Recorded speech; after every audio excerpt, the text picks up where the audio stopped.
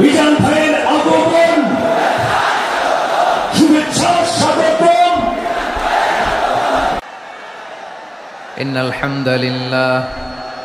إن الحمد لله نحمده ونستعينه ونستغفره ونؤمن به ونتوكل عليه ونعوذ بالله من شرور أنفسنا ومن سيئات أعمالنا من يهده الله فلا مضل له ومن يضلل فلا هادي له أي فلن تجد له وليا مرشدا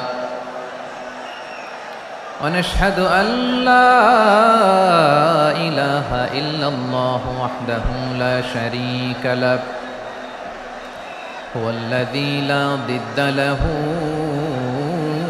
ولا ند له لا مثل له ولا مثيل له لا وزير له ولا كفيل له لا شبه له ولا شبيه له لا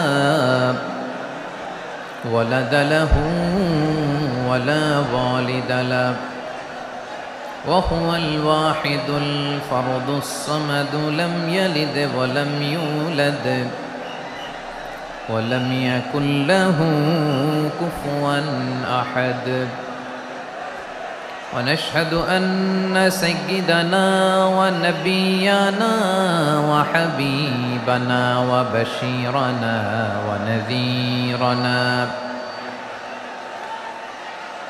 وطبيبنا وطبيب أرواحنا وحبيبنا وحبيب ربنا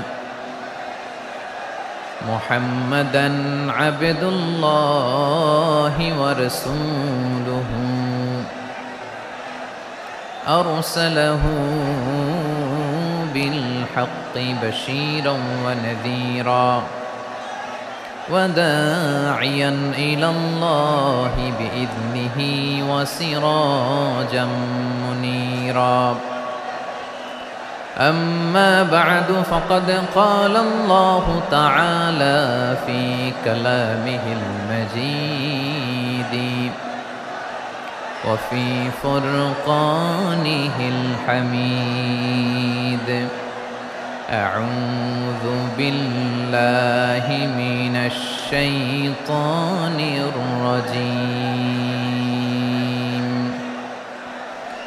بسم الله الرحمن الرحيم ولقد كرمنا بني آدم وحملناهم في البر والبحر ورزقناهم من الطيبات وفضلناهم على كثير ممن خلقنا تفضيلا إن الله وملائكته يصلون على النبي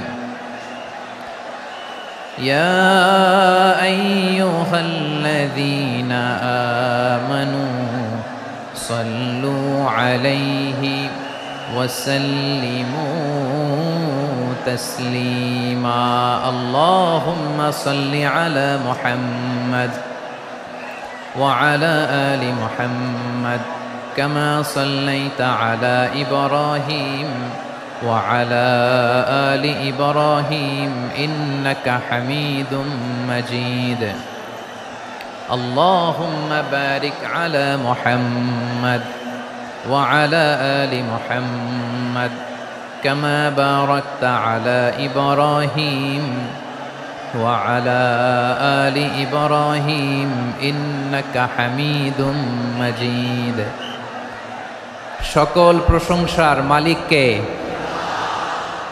সকল ক্ষমতার উৎসকে, কেউ যেটা পারে না পারে কে? কেউ যেটা দেখে না দেখে কে? সে আল্লাহর দরবারে আমরা শুকর গুজার হচ্ছি। আমরা সবাই পড়ছি কালিমাতুশ শুকর, আলহামদুলিল্লাহ। সবাই একসাথে গলা ছেড়ে দিয়ে আওয়াজ করে পড়ুন, রব্বানা লাকাল হামদ হামদান কাসীরান তাইয়িবান মুবারাকান ফীহি ইয়া রাব্বি লাকাল হামদু কামা ইয়ানবাগি লিজালালি ওয়াজহিকা ওয়া আযীমি সুলতানিকা লাকাল হামদু বিল ঈমান লাকাল হামদু বিল ইসলাম লাকাল হামদু বিল কুরআন। আল্লাহ রাব্বুল ইজ্জা ওয়াল জালালের দরবারে শুকরিয়া জ্ঞাপনের পাশাপাশি আমি আজকের এই প্রোগ্রামের অর্গানাইজিং কমিটিকে অন্তরের অন্তঃস্থল থেকে ধন্যবাদ জানাতে চাই যে আদ-দ্বীন ফাউন্ডেশন অথরিটি তারা 3 দিন ব্যাপী যশোরের পুলের হাটে এরকম চমৎকার গোছানো ওয়েল অর্গানাইজড একটা তাফসীরুল কোরআনের প্রোগ্রামের আয়োজন করেছে। আমি আল্লাহর শুকরিয়া জ্ঞাপনের পাশাপাশি তাদেরকে আমার অন্তরের অন্তঃস্থল থেকে শুকরিয়া, ধন্যবাদ এবং মোবারকবাদ জানাতে চাই। আজকের প্রোগ্রামে উপস্থিত আছেন বৃহত্তর খুলনা বিভাগের ব্যবসায়ী ভাইয়েরা, কর্মজীবী ভাইয়েরা, ছাত্র ভাইয়েরা, পর্দার আড়ালে মহিলা প্যান্ডেলে আমার মায়েরা, বোনেরা। উপস্থিত আছেন কওমি মাদ্রাসার মুহতামিম বৃন্দ, আলিয়া মাদ্রাসার প্রিন্সিপাল হুজুর, শিক্ষকবৃন্দ, ছাত্রবৃন্দ, ইমাম সাহেব, খতিব সাহেব, মুয়াজ্জিন সাহেব, আইন শৃঙ্খলায় কর্মরত ভাইয়েরা, ভলান্টিয়ার্স, মিডিয়া কর্মী, সাংবাদিক বন্ধুরা, ইউটিউবার্স, আমি সবাইকে অন্তরের অন্তঃস্থল থেকে শুভেচ্ছা জানিয়ে শুরু করতে চাই। প্রিয় ভাইয়েরা, আমি জানি যশোরের মানুষ খুবই well civilized, they know manners, তারা ম্যানার জানে। অতিথির সাথে কেমন আচরণ করতে হয় যশোরের লোকেরা এটা জানে কি জানে না বলেন? মাশাআল্লাহ। স্টেজ থেকে ইনস্ট্রাকশন আসলে সেটা শুনতে হবে, না শুনলে আমিও বলতে পারবো না, আপনারাও উপকৃত হবেন না। কোটি কোটি টাকা ব্যয়, অনেক পরিশ্রম সাপেক্ষে, অনেক ওয়েল ডিজাইন করে ওনারা প্রোগ্রাম করেছেন। শেষ অধিবেশন যদি আপনারা ধাক্কা ধাক্কি বিশৃঙ্খলা করেন, বঞ্চিত হব, আমরা বঞ্চিত হব, আপনারা বঞ্চিত হবেন। মিডিয়া কর্মীদের মাধ্যমে দেশে বিদেশে কোটি কোটি দর্শক তারা বঞ্চিত হবে। আর যদি একটা নীরব, নিস্তব্ধ, নিঝুম পরিবেশ আমাকে উপহার দেন, আমি জনগুরুত্বপূর্ণ, যেটা রাষ্ট্রের জন্য গুরুত্বপূর্ণ, যেটা সামাজিকভাবে আমাদের জন্য গুরুত্বপূর্ণ, আমার ব্যক্তি জীবনের জন্য গুরুত্বপূর্ণ, গোটা মানবতার জন্য গুরুত্বপূর্ণ, এরকম কিছু বার্তা আজকের এই ঐতিহাসিক যশোরের প্রোগ্রামে আমি রাখতে চাই ইনশাআল্লাহ। কিন্তু সেজন্য সহযোগিতা করতে হবে। যে ডান দিকের ছেলেরা মাশাআল্লাহ বলার সাথে সাথে ঠান্ডা, কিন্তু এখানে এখনো ঠান্ডা হচ্ছে না। তোমরা ভলান্টিয়ারদের কথা শোনো, জায়গা না পেলে পেছনে যাও। ধাক্কাধাক্কি করো কেন ভাইয়েরা? এটা করো না। এই যে তোমাদেরকে দেখতে পাচ্ছি তো, একে অপরকে ধাক্কা ধাক্কি করে আমাকে দেখার চেষ্টা, পেছনে চলে যাও। Move move on, move, sit or move. আমি বারবার থামুন, চুপ করুন বলতে পারবো না। Sit or move on. 9টা প্যান্ডেল আছে, এখানে ধাক্কাধাক্কির কোনো মানি হয় না।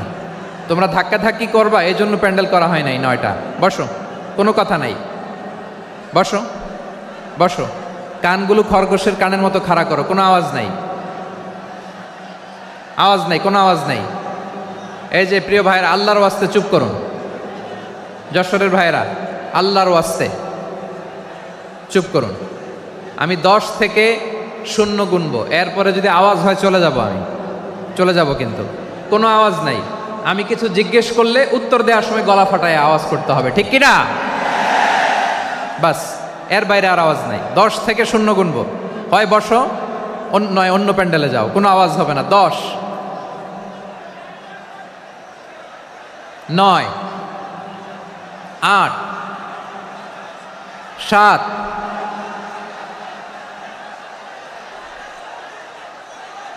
6, 5,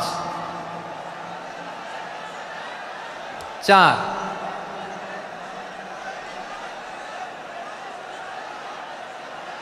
3, 2, 1, 0। প্রিয় ভাইয়েরা, অনেক আলোচনা হয়েছে 3 দিন ব্যাপী। দেশ বরেণ্য প্রথিতযশা ওলামায়ে হজরতের মুখে আপনারা অসংখ্য কথা শুনেছেন। আমলের জন্য এগুলোই যথেষ্ট, নতুন করে আমার বলার কিছুর দরকার নাই। নতুন করে উপস্থাপনের মতো বলার মতো আমার কাছে কিছু নাইও। যা বলার 1500 বছর আগে আল্লাহ তাআলা উম্মাকে বলে দিয়েছেন, ঠিক কিনা? এমন কিতাব দান করেছে যে কিতাবে ভুল নাই, যতই পড়ি ততই শেখা যায়। বিয়ন্ডলেস, বাউন্ডলেস, বটমলেস, কুল কিনারা নাই, কুল কিনারাবিহীন সাগর। পড়েন সুবহানাল্লাহ। গত 3 দিন ধরে স্কলাররা যে সমস্ত বিষয়ে কোরআন সুন্নাহর আলোকে আলোচনা করেছে, আমরা যেন সেগুলোর উপর আমল করতে পারি। আল্লাহ তৌফিক দান করুক, আমরা পড়ি আমিন। আসুন এখানে আসার বসার এই প্রোগ্রামে অংশগ্রহণ করার উদ্দেশ্যকে, নিয়াতকে আমরা খালেস করে নেই। আজকে আমরা যা শুনবো শিখবো আমলের নিয়তে শুনবো, ঠিক কিনা বলেন? শেষ পর্যন্ত নীরবতা বজায় রাখবো। আমি উঠবো, আপনারা উঠবেন। এর আগে ওঠা যাবে না। স্কেডিউলে একটু চেঞ্জ এসেছে, এশার সালাত হয়নি। আমার আলোচনার পরপরই আজান হবে। এশার সালাতে আমরা জামাতে অংশগ্রহণ করে একসাথে বিদায় নেব ইনশাল্লাহ। বলেন। বিশৃঙ্খলা করলে আমার বুঝাতে, পয়েন্টগুলো শেয়ার করতে দেরি হবে। আর এই যে এরকম নীরব নিস্তব্ধ থাকলে সুবিধা হবে। আল্লাহর ওয়াস্তে বি স্মার্ট। জায়গা না হলে চলে যাবেন, আওয়াজ করবেন না। ভলান্টিয়াররাও আওয়াজ নয়, ইশারা ইঙ্গিতে। প্রিয় ভাইয়েরা, যে টপিকটি নিয়ে আমি আপনাদের সামনে আজকে কথা বলতে চাই, টপিকটি অনেক গুরুত্বপূর্ণ। টপিকটি হচ্ছে হিউম্যান রিসোর্স ডেভেলপমেন্ট, মানব সম্পদ উন্নয়ন। কারণ আল্লাহ তাআলা আমাদের যা দেখ আর না দেখ এটা দিছে। মানুষ আর মানুষ, 18 কোটি মানুষ, ঠিক কিনা?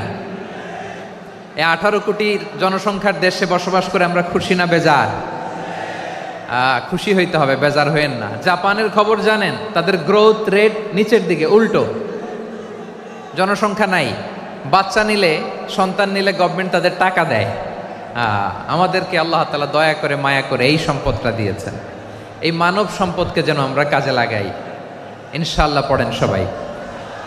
হিউম্যান রিসোর্স ডেভেলপমেন্ট অনেক জনগুরুত্বপূর্ণ বিষয়, খুব সেন্সিটিভ বিষয়। বুঝতে হবে যশোরের স্মার্ট ছেলেরা, এই যে আমি যাদেরকে দেখতে পাচ্ছি, all are the Gen Z of Jessore. যারা জেন জি, ওরা স্মার্ট, ওরা ইশারা ইঙ্গিতে কাজ করে। এই যে পুরো গদি উল্টায় দিছে, ঠিক কিনা? 24-এর ছাত্র নাগরিক অভ্যুত্থান আমাদের দেখিয়ে দিচ্ছে কিভাবে চোখের ইশারায় গদি উল্টে দিতে হয়। তো এই জেনজিদের নিয়ে বসেছে। ওরা তো স্মার্ট, ওরা ডিস্টার্ব করবে না। মেহরবানি করে আমার সাথে কানেক্ট করো, 1 to 1, brain to brain, eye to eye, eye contact করো আমার সাথে। তাকাও, কষ্ট হলো আমার দিকে তাকাও, আওয়াজ করা যাবে না, আমার দিকে তাকাও। প্রিয় ভাইয়েরা,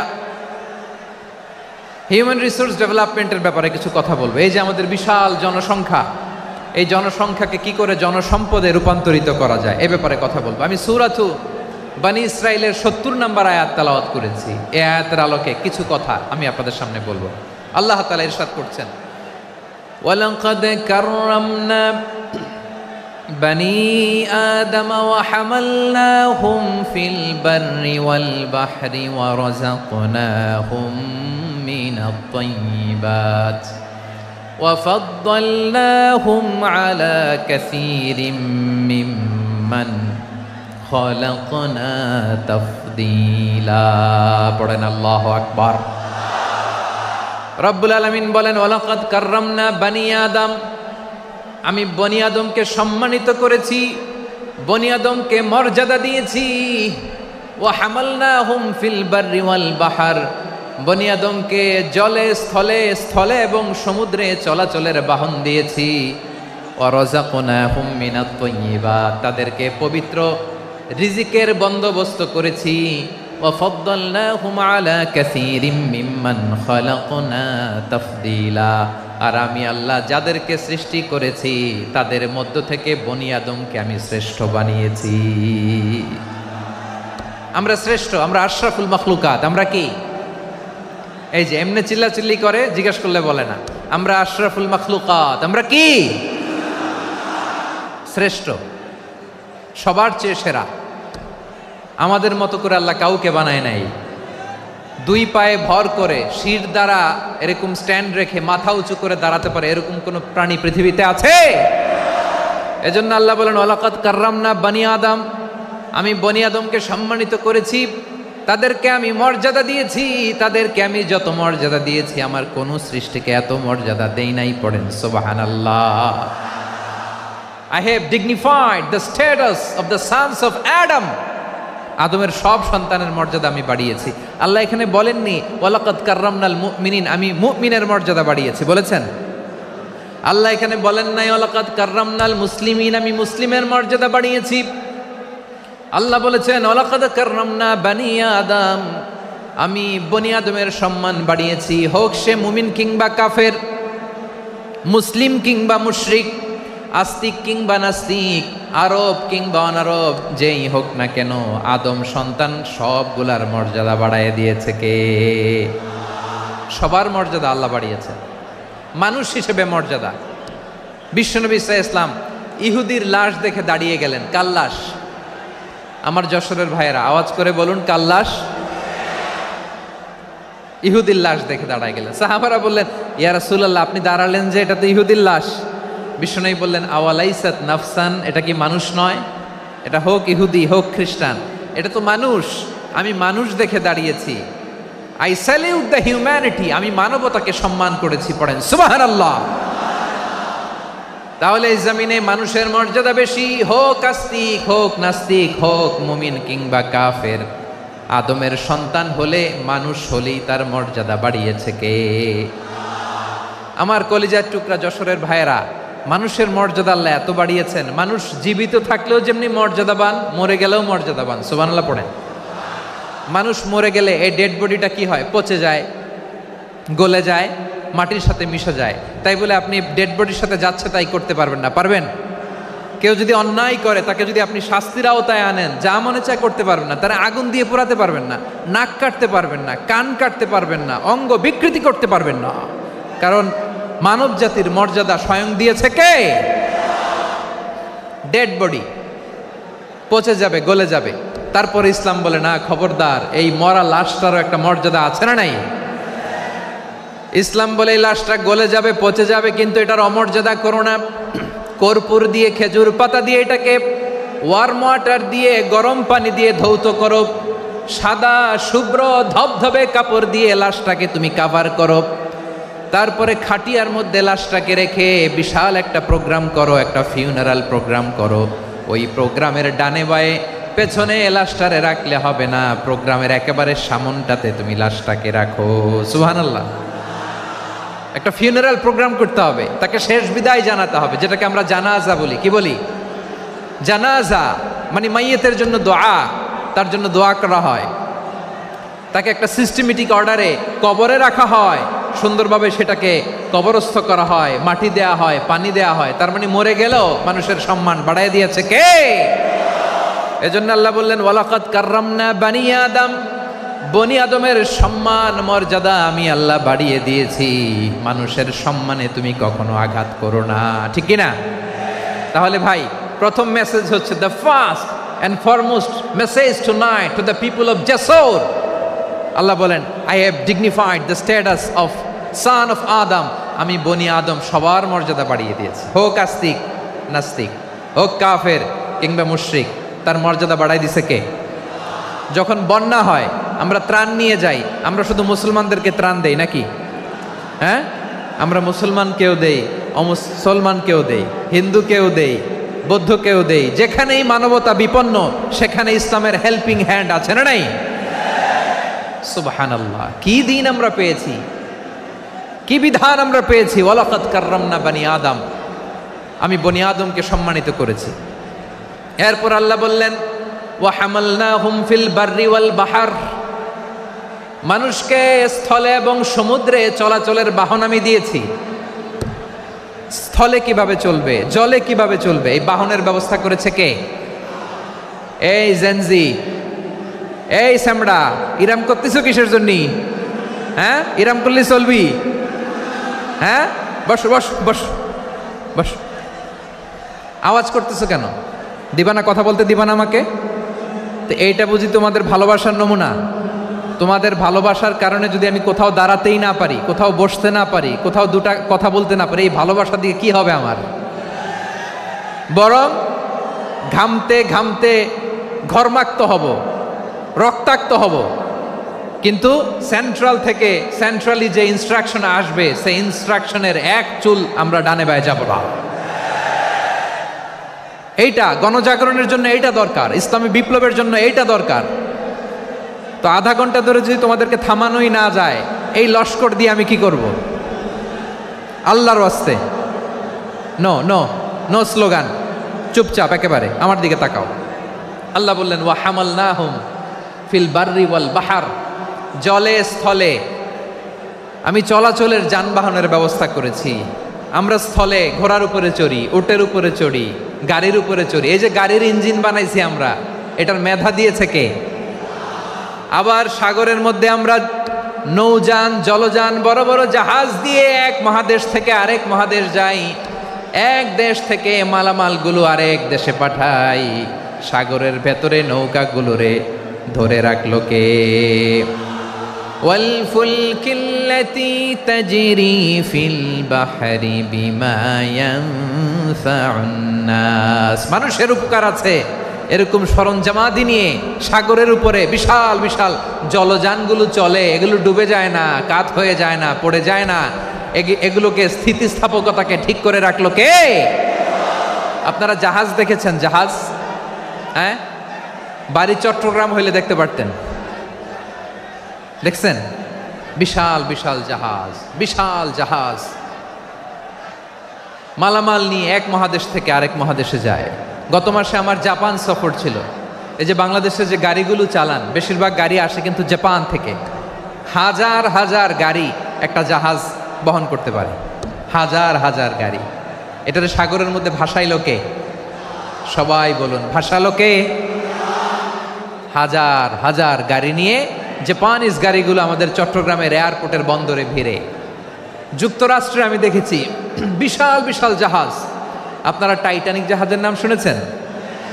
টাইটানিকেরও 8 গুণ 10 গুণ বড়।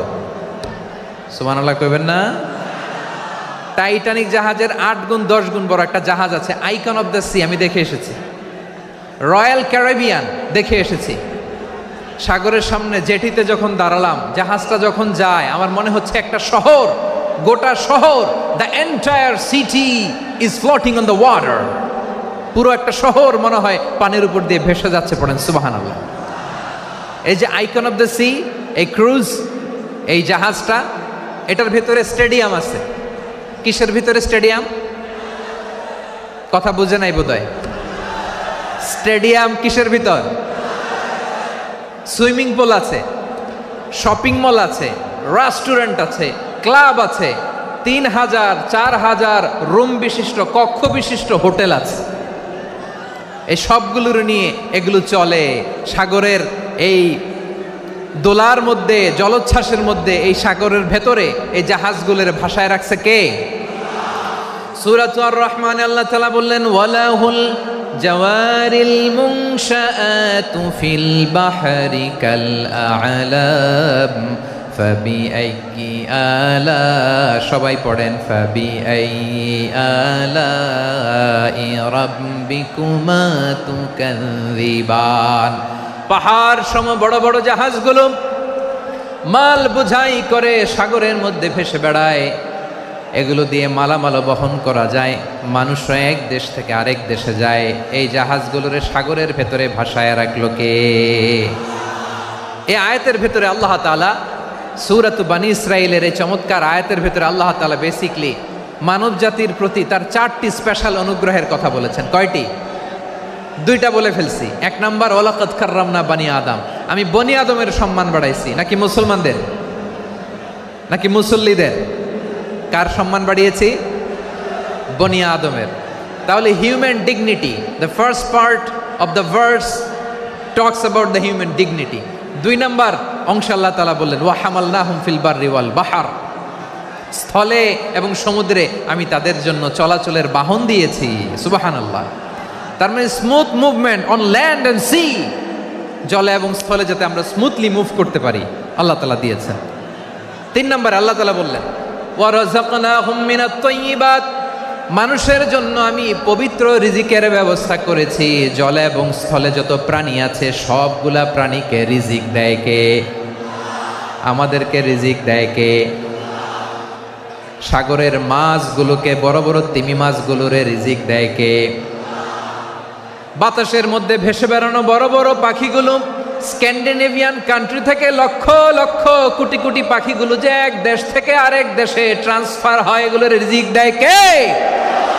রব্বুল আলামিন বলেন ওয়ামা মিন দাব্বাতিন ফিল আরদি ইল্লা আলাল্লাহি রিজকুহা ওয়া ইয়ালামু মুস্তাকাররাহা ওয়া মুস্তাওদাআহা কুল্লুম ফি কিতাবিম মুবিন। আল্লাহু আকবার।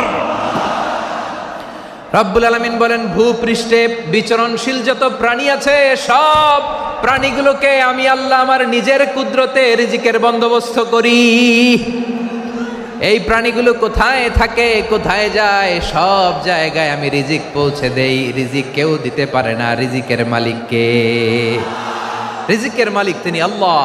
এজন্য আল্লাহ তাআলা বললেন ওয়া রাযাকনাহুম মিনাত তাইয়্যিবাত। এরপর আল্লাহ বললেন ওয়া ফাদ্দালনাহুম আলা কাসীরিম মিম্মান খালাকনা তাফদীলা।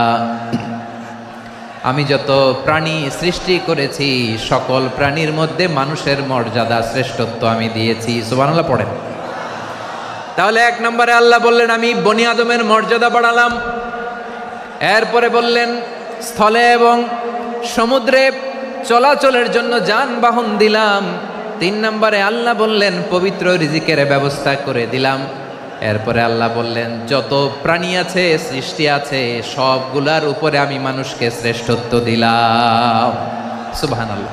তাহলে সবচেয়ে বেশি শ্রেষ্ঠত্ব মানুষের। কার? মানুষের। শুধু তাই নয় প্রিয় ভাইয়েরা, আকাশ এবং জমিনে যা কিছু আছে সব কিছু মানুষের জন্য, মানুষের কল্যাণে, মানুষের প্রয়োজনে, মানুষের বশীভূত করে সৃষ্টি করেছেন কে? রব্বুল আলামিন বলেন হুয়াল্লাযী খালাকা লাকুম মা ফিল আরদি জামিআ। এই জমিনের মধ্যে যা কিছু আমি আল্লাহ সৃষ্টি করেছি সব কিছু আমি মানুষের জন্য সৃষ্টি করেছি। পড়েন সুবহানাল্লাহ। হুয়াল্লাযী খালাকা লাকুম মা ফিল আরদি জামিআ, যা আছে সব আমাদের জন্য, সব আমাদেরকে সার্ভিস দেওয়ার জন্য, আমাদের উপকারের জন্য, আমাদের কল্যাণের জন্য। আওয়াজ করে সবাই পড়ুন আল্লাহু আকবার। অন্য আয়াতে আল্লাহ বললেন ওয়াসাখখারা লাকুম মা ফিস সামাওয়াতি ওয়া মা ফিল আরদি জামিআম মিন ইন্না ফি যালিকা লাআয়াতিন লিকাউমিন ইয়াতাফাক্কারুন। প্রথমে আয়াতে আল্লাহ বললেন জমিনে যা আছে সব তোমাদের কল্যাণে আমি সৃষ্টি করলাম। এরপরে আল্লাহ বললেন আকাশেও যা আছে সব তোমাদের জন্য সৃষ্টি করলাম, তোমাদের অনুগত বানায় দিলাম। পড়েন সুবহানাল্লাহ। মানুষের কি ব্রেইন দেখেন, মানুষ জমিন ছেড়ে আকাশে চলে যায়। পাখি দেখে মানুষের শখ হলো পাখি যেহেতু উঠতে পারে আমরাও পারবো। অরবিল রাইট, উইলবার রাইট, 2 ভাই মিলে আঁকাঝোঁকা করতে করতে করতে করতে প্লেন বানায় ফেললো। কোন সুবহানাল্লাহ। এখন পাখিও ওরে, আমরাও ওরি। এরপরেই মানুষের কৌতূহল থামে না এখানে। মানুষ চলে গিয়েছে চাঁদে। কোথায় গেছে? এখন কিন্তু চাঁদে জমি বিক্রি হয় জানেন। পৃথিবী নিয়ে মারামারি শেষ। রাশিয়া আমেরিকা এখন ধরছে চাঁদ আর মঙ্গল গ্রহ। এখন চাঁদে জমি বিক্রি হয়, মঙ্গলে জমি বিক্রি হয়। এই চাঁদ, মঙ্গল, বৃহস্পতি, শনি সব আল্লাহ তাআলা আমাদের জন্য বানিয়েছেন। সুবহানাল্লাহ পড়েন। মানুষ সাগরের উপরে চড়ে, শূন্যে ভেসে বেড়ায়, পাহাড় কেটে সুড়ঙ্গ বানায়, টানেল বানায়। মানুষ ব্রডব্যান্ডের লাইন নিয়ে যায় সাগরের ভেতর দিয়ে, এক দেশ থেকে আরেক দেশে, এক মহাদেশ থেকে আরেক মহাদেশে। সুবহানাল্লাহ পড়েন। তার মানে গোটা বিশ্বের সব কিছুর উপরে control, superiority over all creatures, সব কিছুর উপর কন্ট্রোল, মনিটরিং, নিয়ন্ত্রণ, এটা প্রতিষ্ঠা করে দিয়েছে কে? এজন্যই মানুষের শ্রেষ্ঠত্ব। ওয়ালাকাদ কাররামনা বানি আদম, আমি বনি আদমের সম্মান বাড়িয়েছি, মর্যাদা আমি বাড়িয়ে দিয়েছি এই কারণে, কারণ মানুষ সব কিছুর উপর নিয়ন্ত্রণ নিতে পারে। মানুষকে নিয়ে এই কোরআনের সব আলোচনা, মানুষকে নিয়ে এই কোরআনের সব। তাই কোরআনের কেন্দ্রীয় আলোচ্য বিষয় হচ্ছে মানুষ। কোরআনের কেন্দ্রীয় আলোচ্য বিষয় কি? যশোরের ভাইয়েরা বুঝে থাকলে সবাই বলবেন, কোরআনের কেন্দ্রীয় আলোচ্য বিষয় কি? এই যে আমি মূল আলোচনায় যাচ্ছি এখন। কেন মানুষ কোরআনের কেন্দ্রীয় আলোচ্য বিষয়? যশোর, আওয়াজ করে বলো, কোরআনের কেন্দ্রীয় আলোচ্য বিষয় কি? মানুষ। এই মানুষ কোরআনের কেন্দ্রীয় আলোচ্য বিষয়। মানুষকে আল্লাহ স্বাধীনতা দিয়েছেন। ফামান শাআ ফালইউমিন ওয়া মান শাআ ফালইয়াকফুর। চাইলে মুমিন হতে পারো, চাইলে কাফের হতে পারো, তোমার ইচ্ছা। তবে জেনে রাখো, মুমিন হলে পাবা জান্নাত, কাফির হলে পাবা জাহান্নাম। নাও দ্য ডিসিশন ইজ ইয়ার্স। সিদ্ধান্ত তোমার, জান্নাতে যাবা না জাহান্নামে যাবা। যশোরের ভাইয়ের আওয়াজ করে বলুন, কই যেতে চান, জান্নাতে না জাহান্নামে? ডান দিকে না বাম দিকে? ডানপন্থী না বামপন্থী? চিল্লা চিল্লি না চুপচাপ? চুপচাপ কয়ে আবার চিল্লাচিল্লি শুরু করেছে। মাশাআল্লাহ, গুরুত্বপূর্ণ কথা বাকি আছে, আমাকে সহযোগিতা করতে হবে। মাশাআল্লাহ, এই তো ঠান্ডা হয়েছে। হ্যাঁ, ঠিক আছে ঠিক আছে ঠিক আছে। মানুষকে আল্লাহ এত স্বাধীনতা দিয়েছেন, মানুষ চাইলে অনেক ভালো হইতে পারে। ভালোর রাস্তাও খোলা, খারাপ হওয়ার রাস্তাও খোলা। ভালো হইলে মানুষ অনেক ভালো, খারাপ হইলে অনেক খারাপ। ভালো হইলে সবচেয়ে ভালো, খারাপ হইলে সবচেয়ে খারাপ। এজন্য সিদ্ধান্ত আপনাকেই নিতে হবে। আল্লাহ তাআলা বলছেন, লাকাদ খালাকনাল ইনসানা ফি আহসানি তাকওয়িম সুম্মা রাদাদনাহু আসফালা সাফিলিন। আমি মানুষকে অনেক সুন্দর অবয়বে, সুন্দর আকৃতিতে সৃষ্টি করেছি। তার শুধু চেহারার ডিজাইনটাই সুন্দর নয়, তার ব্রেনটা বড্ড সুন্দর, তার মানসিকতা বড্ড সুন্দর, তার সৃজনশীলতা বড্ড সুন্দর। পড়েন সুবহানাল্লাহ। আমাদের চেহারা, অবয়ব, ডিজাইন যে সুন্দর তা না, আমাদের ব্রেনটা অনেক সফিস্টিকেটেড ব্রেন, অনেক সফিস্টিকেটেড। এই 1.5 কেজি ব্রেন ইউজ করে মানুষ গোটা বিশ্বে সভ্যতা বিনির্মাণ করেছে, ঠিক কিনা? এই ব্রেন আল্লাহ তাআলা আমাকে দিয়েছে। এটারে কাজে লাগালে, আপনার 6 সেন্স কাজে লাগালে আপনি অনন্য মানুষ হয়ে উঠবেন, মহামানবে রূপান্তরিত হবেন। মানুষ হতে পারে, চাইলেই মহামানব হতে পারে। আবার যদি মানুষ চায়, খারাপও হতে পারে। আল্লাহ বললেন শুধু ভালোই না, ভালো হতে চাইলে অনেক ভালো তুমি হতে পারো, আবার খারাপ হতে চাইলে অনেক খারাপ তুমি হতে পারো। সুম্মা রাদাদনাহু আসফালা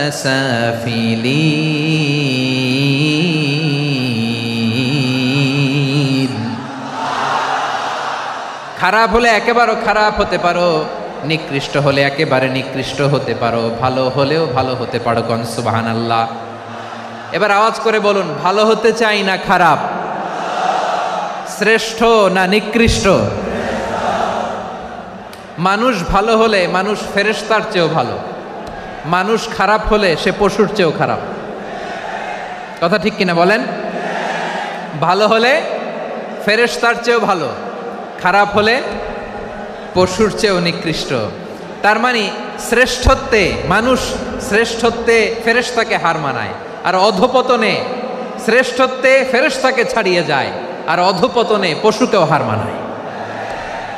আই রিপিট, আমি আবারও বলছি, মানুষ শ্রেষ্ঠত্বে ফেরেশতাকে ছাড়িয়ে যায়, আর অধপতনে সে পশুকেও হার মানায়। আওয়াজ করে বলতে হবে, ঠিক কি না?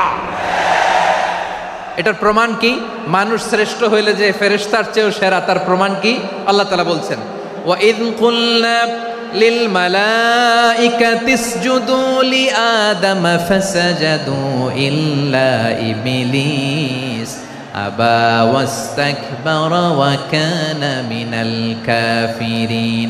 আল্লাহ বলেন, স্মরণ করো সে সময়ের কথা যখন আমি ফেরেশতাদেরকে বললাম, ও ফেরেশতারা আদমকে সেজদা দাও, সব ফেরেশতারা সম্মান সূচক সেজদা আদমকে দিল, তার আদমের জন্য সেজদায় লুটিয়ে পড়ল। একজন ছাড়া, তার নাম ইবলিস। আওয়াজ করে বলেন তার নাম কি? সে অহংকার প্রদর্শন করলো, সে কাফের হয়ে গেল। বাকি সব ফেরেশতারা সেজদা দিল। সুবহানাল্লাহ। আবার আদম আলাইহিস সালামকে আল্লাহ জিজ্ঞেস করলেন, সব বলে দিল উত্তর, কিন্তু ফেরেশতাদেরকে একই প্রশ্ন জিজ্ঞেস করলেন, তারা উত্তর করতে পারে নাই। তার মানে এর মধ্য দিয়ে প্রমাণিত হয়, মানুষ ভালো হলে ফেরেশতার চেয়েও ভালো, ফেরেশতার চেয়েও মানুষের মর্যাদা বাড়িয়ে দিয়েছে কে? সব নূরের ফেরেশতা যখন মাটির আদমকে সেজদা দেয়, এটা প্রমাণ করে ফেরেশতার চেয়েও মানুষের মর্যাদা বাড়িয়ে দিয়েছে কে? তুমি মাটির আদমকে প্রথম সৃষ্টি করিয়া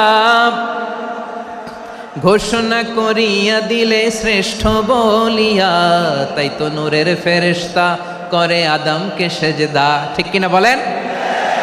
তাই তো নূরের ফেরেশতা করে আদমকে সেজদা। সবার চেয়ে সম্মান দিলে মাটির আদমকে। আল্লাহু আল্লাহু তুমি জাল্লে জালালুহু, শেষ করা তো যায় না গে তোমার গুণগান। পড়েন না? পড়েন। আল্লাহু আল্লাহু তুমি জাল্লে জালালুহু, শেষ করা তো যায় না গে তোমার গুণগান। আল্লাহু আল্লাহু, আল্লাহু আকবার। আদমের মর্যাদা বেশি, মানুষের মর্যাদা বেশি, মানুষ শ্রেষ্ঠ তার প্রমাণ নূরের ফেরেশতা মাটির আদমকে সেজদা করে। আওয়াজ করে বলেন ঠিক কিনা? তাহলে মানুষ ভালো হলে ফেরেশতার চেয়ে ভালো। আবার মানুষ যদি খারাপ হয়, সে পশুর চেয়েও খারাপ। অধপতনে পশুত্বকে হার মানায়। তার প্রমাণ কি? তার প্রমাণ হচ্ছে যশোরের ভাইরা দেখবেন পত্রিকায় নিউজ পেপারে মাঝে মাঝে এরকম দেখা যায়, এক মানুষ আরেক মানুষকে হত্যা করে 20 টুকরা করে বস্তার ভিতরে ভরেছে। আপনারা এই নিউজ পড়েন নাই না? দেখেন নাই? দেখছেন? মানুষ মানুষকে হত্যা করে কয় টুকরা? জোরে বলেন। এখানেই ক্ষান্ত হয় না, আবার কোথায় ভরছে? বস্তার ভেতরে। আচ্ছা, বুঝে থাকলে আওয়াজ করে বলেন, কোনদিন শুনছেন একটা হাতি আর একটা হাতিকে হত্যা করে 20 টুকরা করছে, এরপরে বস্তার ভিতরে ভরছে? হয়েছে? তাহলে দেখেন, মানুষ যদি খারাপ হয় সে পশুকেও হার মানায়। চিল্লায় বলো ঠিক কিনা? এমনও দুশ্চরিত্র মানুষ আছে যার নজর থেকে 6 মাসের ছোট্ট মেয়ে থেকে শুরু করে 80 বছরের বৃদ্ধারাও নিরাপদ নয়। পশুকেও হার মানে। মানুষের ঘর জ্বালিয়ে পুড়ে মেসাকার করে দেয়, জনপদের পর জনপদ জ্বালায় দেয়। এরকম আছে না নাই? বোমা মেরে শহরগুলো উড়িয়ে দেয়। এই যে ইসরায়েল গাজার মধ্যে যে অ্যাটাক করেছে, এরা মসজিদ মানে নাই, মসজিদে বম ফেলেছে। এরা খ্রিস্টানদের চার্চ গির্জা মানে নাই, গির্জায় বম ফেলেছে। পৃথিবীর ইতিহাসে never happened in the history of the world that someone bombed on a hospital, on an ICU center. এমন হাসপাতাল যেখানে আইসিইউর রোগীরা আছে, ওই হাসপাতালের উপরও ইসরায়েলি সৈনিকেরা বোমা মেরেছে। জোরে বলেন ঠিক কিনা? এরা মানুষ?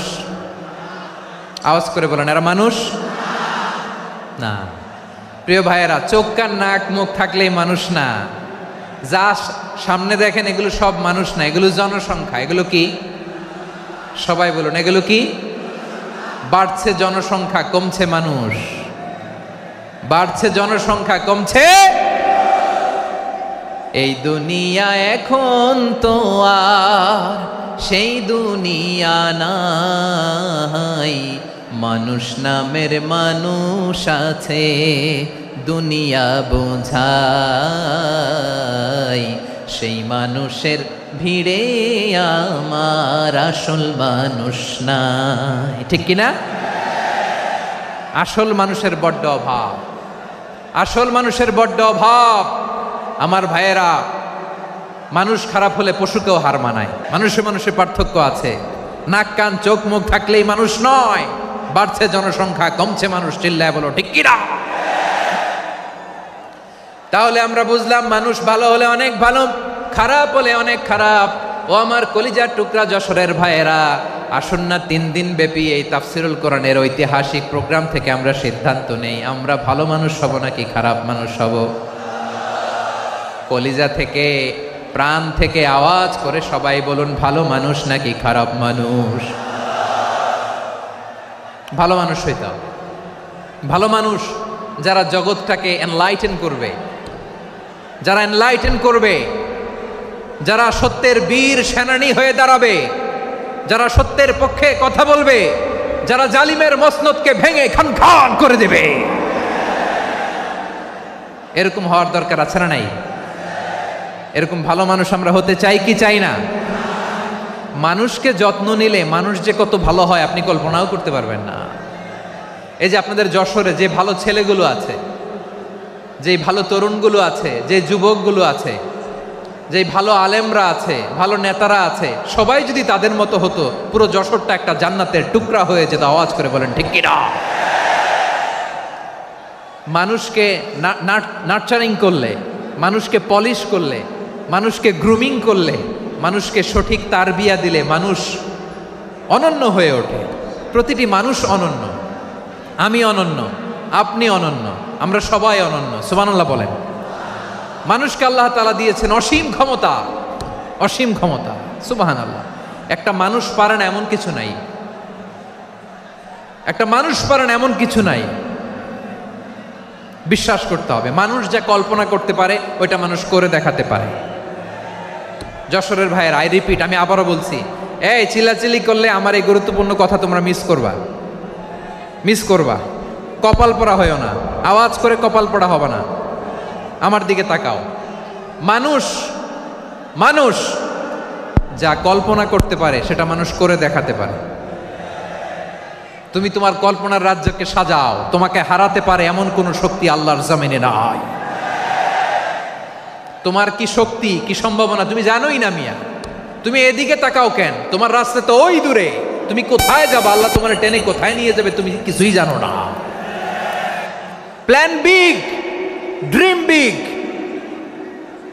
কল্পনার শক্তিকে বড় করো। মানুষ যা কল্পনা করতে পারে মানুষ তা করে দেখাতে পারে। মানুষের কাছে অসাধ্য কিছু নাই মৃত্যু ছাড়া, অ্যাকসেপ্ট ডেথ। মৃত্যু ছাড়া মানুষ সব কিছুকে জয় করতে পারে। মৃত্যু ছাড়া যে কোনো অসাধ্যকে সাধন করার ক্ষমতা মানুষকে দিয়ে দিয়েছে কে? হারার জন্য তোমার জন্মই হয় নাই, তোমার জন্ম হয়েছে জিতার জন্য, বিজয়ের জন্য তোমার জন্ম। মানুষের শুরুটাই হয় বিজয় দিয়ে। যশোর আওয়াজ করে বলো, মানুষের শুরু হয় কি দিয়ে? আমরা যখন আমার পিতার পৃষ্ঠদেশে ছিলাম, পিতার পৃষ্ঠদেশ থেকে শুক্রাণু যখন মায়ের গর্ভদেশে যেয়ে পড়ে, কতটা শুক্রাণু ভ্রমণ শুরু করে জানো? 20 কোটি শুক্রাণু। একবার সিমেন আউট হলে সেখানে 20 কোটি শুক্রাণু থাকে, ভ্রমণ শুরু করে। ওই 20 কোটি শুক্রাণুর মধ্যে থেকে তুমি আমি আজকে এক বিকশিত শুক্রাণু মানব রূপে পৃথিবীতে এসেছি। সুবহানাল্লাহ। ওই 20 কোটি শুক্রাণুর প্রতিযোগিতায় সবাই রে পেছনে ফেলে সেদিন আমি সফল হয়েছিলাম, সেদিন আমি বিজয়ী হয়েছিলাম। সেদিন আমি এত ছোট ছিলাম মাইক্রোস্কোপ দিয়েও আমার অস্তিত্ব টের পাওয়া যায় না। আমি এত তুচ্ছ ছিলাম, নগণ্য ছিলাম। আমার কান ছিল না, আমার চোখ ছিল না, আমার হাত ছিল না, আমার জন্য রিকমেন্ডেশন করার মতো মামু ছিল না, খালা ছিল না, কেউ ছিল না। তারপরেও ওই প্রতিযোগিতায়, ওই কম্পিটিশনে যখন আমারে কেউ হারাতে পারে নাই, আল্লাহর জমিনেও আমারে কেউ হারাতে পারে না। হারার জন্য তোমার জন্মই হয় নাই, তুমি আসছোই জিতার জন্য। সুবহানাল্লাহ। বিশ্বনবী বলেন, আন্নাসু মাআদিন কামাআদিনি যাহাবি ওয়াল ফিদ্দা খিয়ারুহুম ফিল জাহিলিয়াতি খিয়ারুহুম ফিল ইসলাম। Peoples are like mines of gold and silver. সোনার খনি, রূপার খনি, এর চেয়েও বড় খনি হচ্ছে এই মানব সম্পদের খনি। আওয়াজ করে বলেন আল্লাহু আকবার। আল্লাহ তাআলা এই সম্পদ আমাদেরকে দিছে। বিশ্বনবী বলেন, মানুষ হচ্ছে খনির মতো। খিয়ারুহুম ফিল জাহিলিয়াতি খিয়ারুহুম ফিল ইসলাম। জাহিলি যুগে যারা সেরা, ইসলামেও তারা সেরা। ইদা ফাকুহু, যদি তারা বুঝবান হয় তাহলে তাদেরকে সেরা বানায় দিবে কে? তাহলে মানুষের চেয়ে সেরা কেউ হতে পারে? মানুষের চেয়ে অনন্য কেউ হতে পারে? মানুষকে কেউ হারাতে পারে? আওয়াজ করে বলো, তোমাকে কেউ হারাতে পারবে? এই সাহস জাগছে আজকের আলোচনা থেকে? আমি তুমি অনন্য, আমাকে তোমাকে হারায় দেওয়া এত সহজ না, ঠিক কিনা? একটা কথা জীবনের সাথে সেট করে নিতে হবে, আমি জিতি নয় শিখি, আমি কখনো হারি না। জীবনের সাথে সেট করে নাও, জেনজি অফ জেসর, আমি কখনো হারি না, আমি হয় জিতি নয় শিখি। চিল্লায় বলো ঠিক কিনা? আমি কখনো হারি না, আমার হারানো এত সোজা না। কি সাহস জাগছে? বুকে সাহস জাগছে? তাকবীর পড়ো, লিল্লাহে তাকবীর। তাহলে বিশ্বনবী বললেন না নাসু মাআদিন, মানুষ হচ্ছে খনি।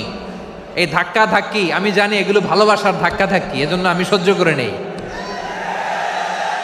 এগুলো যে ভালোবাসার ধাক্কা ধাক্কি এটা আমরা বুঝি। পৃথিবীর কোনো আইন, সিকিউরিটি প্রোটোকল দিয়ে এটারে মানানো যাবে না, কারণ এটা তো ভালোবাসা, লাভ। লাভ কোনো আইন কানুন দিয়ে বাধা যায় না, মানানো যায় না, ঠিক কিনা বলো?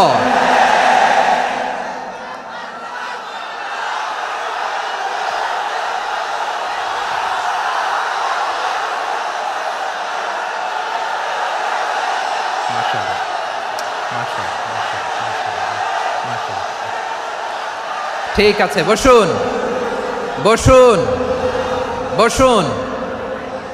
আল নাসু মাআদিন, মানুষ হচ্ছে খনি, এই খনির যত্ন নিতে হবে। আমার মা বাবা যারা এসেছেন, আপনার ছেলে মেয়ের যত্ন নেন। আপনার ছেলের মধ্যে যে কি পটেনশিয়াল আপনি জানেন না। আপনার এই ছোট্ট অবুজ ছেলেটাই আগামী দিনের শায়েখ আহমদুল্লাহ হবে। আপনার হেফসখানায় পড়া ওই ছোট্ট ছেলেটাই আগামী দিনের আল্লামা মামুনুল হক হবে।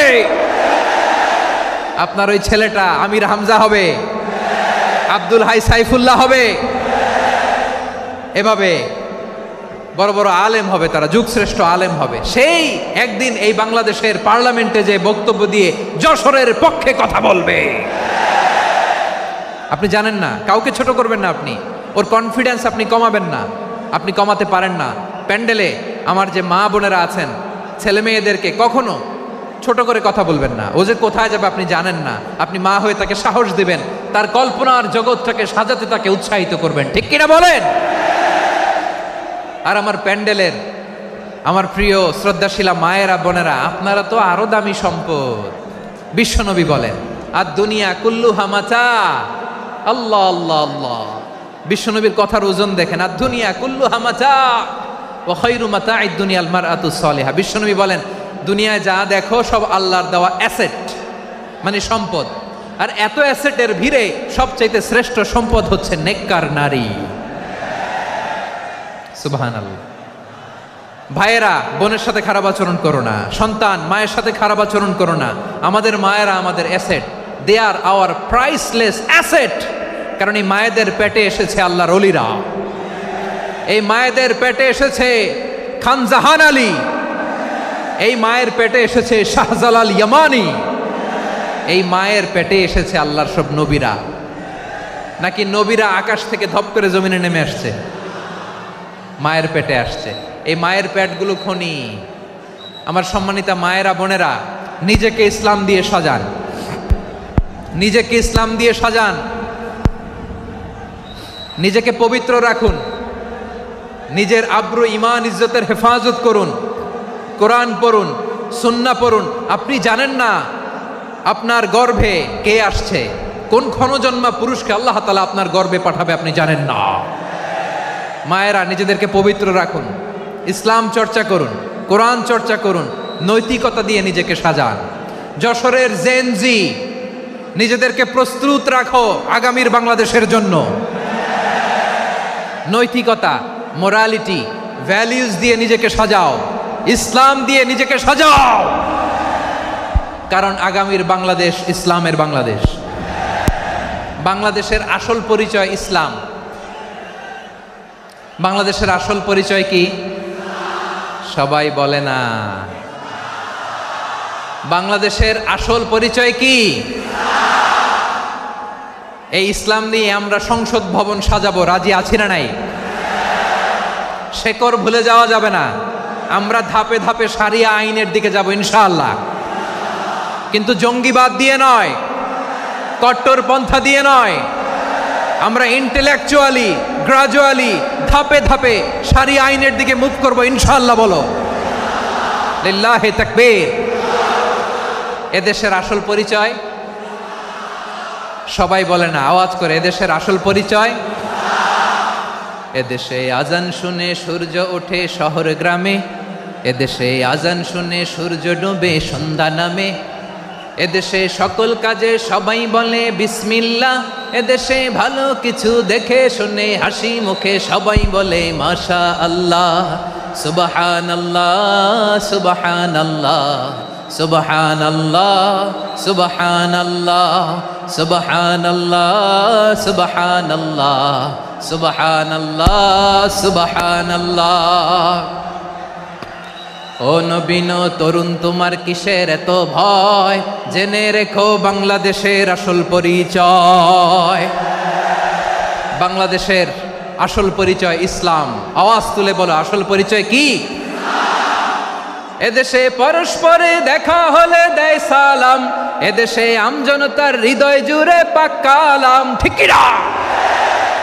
এদেশে বিপদ এলে সর্বজনে সর্বক্ষণে দোয়া পড়ে ইন্না লিল্লাহ সুবহানাল্লাহ সুবহানাল্লাহ সুবহানাল্লাহ সুবহানাল্লাহ। এদেশে আজান শুনে সূর্য ওঠে শহর গ্রামে, এদেশে আজান শুনে সূর্য ডুবে সন্ধ্যা নামে, এদেশে সকল কাজে সবাই বলে বিসমিল্লাহ, এদেশে ভালো কিছু দেখে শুনে হাসি মুখে সবাই বলে মাশা আল্লাহ। সুবহানাল্লাহ, আওয়াজ করে সুবহানাল্লাহ সুবহানাল্লাহ সুবহানাল্লাহ সুবহানাল্লাহ। সবাই একসাথে সুবহানাল্লাহ সুবহানাল্লাহ সুবহানাল্লাহ সুবহানাল্লাহ। এদেশের আসল পরিচয় কি? আওয়াজ করে বলতে ভয় লাগে। এদেশের আসল পরিচয় কি? ইসলাম দিয়ে আমাদের সংসদ ভবন চলুক, আমরা চাই কি চাই না? বঙ্গভবনে লা ইলাহা ইল্লাল্লাহর পতাকা উড়ুক, আমরা চাই কি চাই না? প্রতিটি জেলা অফিসে, ডিসি অফিসে লা ইলাহার পতাকা ঝুলুক, আমরা চাই কি চাই না? কারা কারা চাই হাত তুলে আল্লাহরে দেখায়।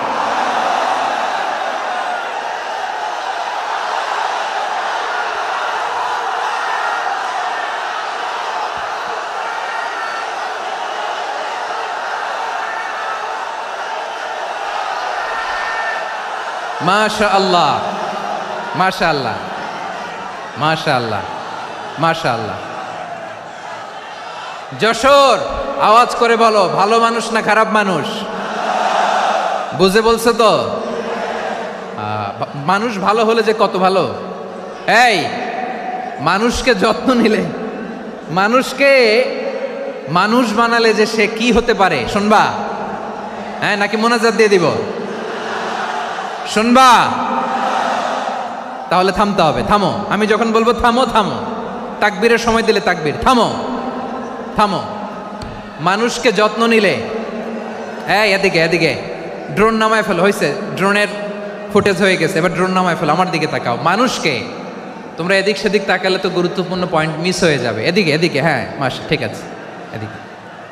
মানুষকে যত্ন নিলে মানুষের মধ্যে যারা কি পটেনশিয়াল রেখেছে। আমি জাপানের দুইটা উদাহরণ দেই। জাপানের, এই এই এভাবে এভাবে হবে, হয় বসো নয় পেছনে, কথা নাই, কথা তো বলাই যাবে না, হারাম কথা বলা। আজকে একেবারে চুপ, আজকের জন্য হারাম করে দিছে আমি, এই কিছু সময়ের জন্য একেবারে নিষিদ্ধ। জাপানের দুইটা উদাহরণ দেই, খেয়াল করে একটু শুনেন, বুঝবেন। আল্লাহ, 2022 সালে জাপানের সাথে জার্মানির খেলা, ফিফা ওয়ার্ল্ড কাপ 2022।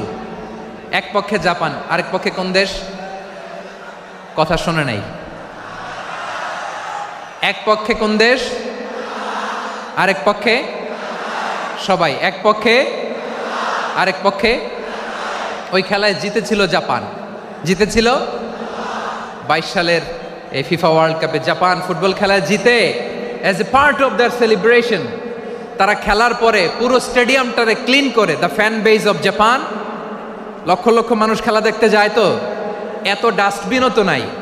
তো যারা ডাস্টবিনে জায়গা পায় নাই, তারা এই যে চকলেটের প্যাকেট, পানির বোতল, চিপসের প্যাকেট তারা এদিকে সেদিকে রেখে দিয়েছে।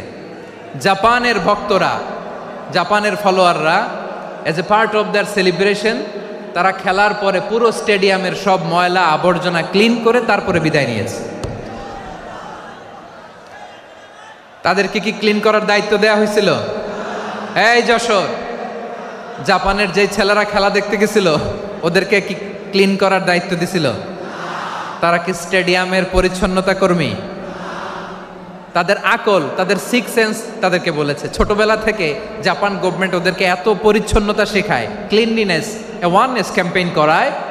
ক্লাসে আমি দেখেছি, ক্লাসে নিজের বেঞ্চ নিজে মুছে, ক্লাসের মাঝখানে একটা সময় দেয়, নিজের টেবিল নিজে মুছে, নিজের ক্লাসরুমটা নিজে পরিষ্কার করে। রাস্তাঘাটে একটা ধুলা নাই, ময়লা নাই, একটা টিস্যু নাই। খেলার পরে গোটা বিশ্বকে তাক লাগিয়ে দিয়েছে। জাপানের ফ্যানরা সবার রেখে যাওয়া গার্বেজ, টিস্যু, বোতল পরিষ্কার করে তারপরে স্টেডিয়াম থেকে বিদায় নিয়েছে। আমরা কেন এমন হইতে পারলাম না? আমরা কেন এমন হইতে পারলাম না? জাপানের যারা এগুলো করছে ওদের 3টা করে চোখ না? চোখ তো 3টা জাপানো লাগো, জাপানো লাগো। হাত তো 4টা, কান তো 6টা।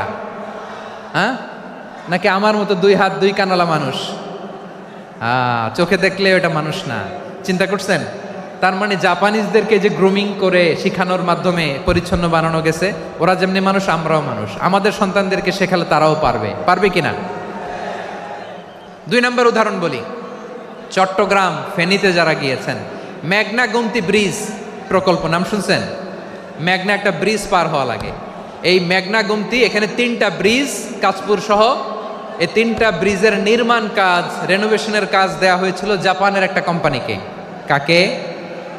জাপানের কোম্পানির নির্মাণ শেষে 738 কোটি টাকা বেঁচে গেছিল, এটা গভর্নমেন্টের হাতে দিয়ে তারা বিদায় নিয়েছে। কত টাকা? 738 কোটি টাকা। যত প্রাক্কলিত ব্যয় নির্ধারণ করা হয়েছে সব টাকা সরকার, তৎকালীন সরকার 2019-এর সরকার, কারা ছিল তো জানেন? এই 2019-এর সরকার তাদেরকে দিয়েছে। তারা রিনোভেশন নির্মাণ শেষে 738 কোটি টাকা অতিরিক্ত বেঁচে গেছিল, এটা আবার গভর্নমেন্টের হাতে বুঝাই দিয়ে তারা বিদায় নিচ্ছে। আমরা কেন এমন হইতে পারলাম না? জাপানের ওরাও মানুষ, আমরাও মানুষ। তার মানে মানুষে মানুষে পার্থক্য আছে না নাই? আচ্ছা, জাপানের 2টা উদাহরণ দিলাম, এবার আমার দেশের 2টা উদাহরণ দিব না? বাংলাদেশের 2টা উদাহরণ দেয়। 1 নম্বর উদাহরণ, গত সপ্তাহে আপনারা জানেন কক্সবাজার আমার একটা প্রোগ্রাম ছিল, তো হেলিকপ্টারে গিয়েছিলাম। ফেনী জেলা যখন পার হচ্ছি আমি দেখলাম 3টা উইন্ডমিল। উইন্ডমিল চিনেন তো? বিশাল পিলার, 3টা 4টা পাখা থাকে। বায়ু বিদ্যুৎ কেন্দ্র, বাংলাদেশের প্রথম বায়ু বিদ্যুৎ কেন্দ্র এটা। মুহুরী প্রজেক্ট বলে এটার, সম্ভবত মুহুরী প্রজেক্ট। তো সাগরের বাতাসের ঝাপটায় এটা ঘুরে এনার্জি হয়, ইলেকট্রিসিটি উৎপাদন হয়। তো আমি পাইলটকে বললাম, ভাই এগুলো থেকে কেমন ইলেকট্রিসিটি উৎপাদন হয়? কয়, হুজুর একটুও হয় না, কিছুই হয় না। কিছুই হয় না মানে? বলে, হুজুর বাংলাদেশে যত উইন্ডমিল আছে এটার পাখা একটাও ঘুরে না। আল্লাহ, বলেন কি? তাহলে এই যে কোটি কোটি টাকা ব্যয় করে যে উইন্ডমিল, কয় হুজুর ভিতরে ফিটফাট, উপরে ফিটফাট, ভিতরে সদরঘাট। তার মানে কোটি কোটি টাকা দিয়ে এই উইন্ডমিল বানায়, এখানে কিছু নাই। দুর্নীতির আড্ডাখানা, আখড়াখানা বাংলাদেশ, ঠিক কিনা বলেন? হায় রে, জাপানিজরাও মানুষ, আমরাও মানুষ। আমার এক নিকটাত্মীয় সরকারি চাকরিজীবী, উনি আমাকে বললেন, বাংলাদেশের আরেকটা উদাহরণ দেখি। উনি আমাকে বললেন যে প্রতি বছর আমাদের অফিসের ফার্নিচার চেঞ্জ করে। আমি বললাম, প্রতি বছর ফার্নিচার চেঞ্জ করে কেন? বলে যে ফার্নিচার নতুন পারচেজ করলেই তো ওইখানে টাকা, নতুন কিনতে পারলেই টাকা, নতুন উন্নয়নের সবক শোনাতে পারলেই টাকা। প্রথম আলোর রিপোর্ট, কি আলো? প্রথম আলোর রিপোর্ট, গত 15 বছরে উন্নয়নের নামে লুটপাট হয়েছে প্রায় 3.25 লাখ কোটি টাকা। কার রিপোর্ট? আমাদের বানানো কথা, প্রথম আলোর রিপোর্ট। গত 15 বছরে কারা ছিল জানেন তো? হ্যাঁ, শুধু ওনাদেরকেই দোষ দিয়ে লাভ নাই। স্বাধীনতার পর থেকে শুধু শাসকের হাত বদল হয়েছে, আমরা কিছু পাই নাই, ঠিক কিনা বলেন? শুধু ওনাদের দোষ দিয়ে কি লাভ? একদল খাইছে, আরেক দল খাওয়ার জন্য রেডি হয়ে আছে। আমরা এরকম চাই না, জনগণকে ফুটপাতে বসাই দিস। প্রিয় ভাইয়েরা, তাহলে জাপানের মানুষও মানুষ, আমরাও মানুষ। সিদ্ধান্ত আপনার, কোন মানুষ হবেন, ভালো মানুষ না খারাপ মানুষ? আজকের আলোচনার বিষয় হচ্ছে মানব সম্পদের উন্নয়ন, human resource development. It's a process to increase the capacity of knowledge, skill, capacity of the people of a country. একটা দেশের মানুষের জ্ঞান, তাদের দক্ষতা কি করে বাড়ানো যায়, বাড়িয়ে দেশের উন্নয়ন করানো যায়, এটাই হচ্ছে মানব সম্পদ উন্নয়নের মূল কথা। তাহলে মানব সম্পদ হচ্ছে একটা দেশের সবচাইতে শক্তিশালী পুঁজি। প্রাকৃতিক সম্পদ, খনিজ সম্পদের চেয়েও দামি হচ্ছে মানব সম্পদ। আমার প্রিয় যশোর, প্রাকৃতিক সম্পদ, খনিজ সম্পদের চেয়ে দামি সম্পদ কি সম্পদ? আল্লাহ তাআলা দয়া করে আমাদেরকে এই মানব সম্পদ দিয়েছেন। আসুন আমাদের এই মানুষগুলোকে আমরা সোনার মানুষ বানাই। রাজি আছেন তো সবাই? রাজি আছেন? মানুষ পারে না এমন কোনো কিছু নাই, চাইলে সব পারে। এজন্য মানুষকে তারবিয়া দিতে হবে, যথাযথভাবে তাদেরকে গড়তে হবে। আসুন আমরা সিরাতের আয়নায় বিশ্বনবীর জীবনী থেকে দেখি তিনি কিভাবে হিউম্যান রিসোর্সকে ম্যানেজ করতেন। যদি আপনাদের সময় হয়, দু একটা উদাহরণ দিয়ে আজকে আমি আমার আলোচনার বিদায় নিব। হবে সময় হবে কয়েক মিনিট? হ্যাঁ, শান্ত থাকবেন তো? শান্ত থাকবা? হ্যাঁ, ঠিক আছে। এই ধাক্কার মধ্যে ঢুকছে, এবার মজা বুঝতেছো তো? হ্যাঁ, মানা করছিলাম না? ঠিক আছে, টের পাও। হ্যাঁ, ঠিক আছে। যে আওয়াজ করবে আমি ওকে দেখতেছি, কে কে আওয়াজ করে দেখতেছি। শেষ কথা, শেষের দিকে চলে আসছি।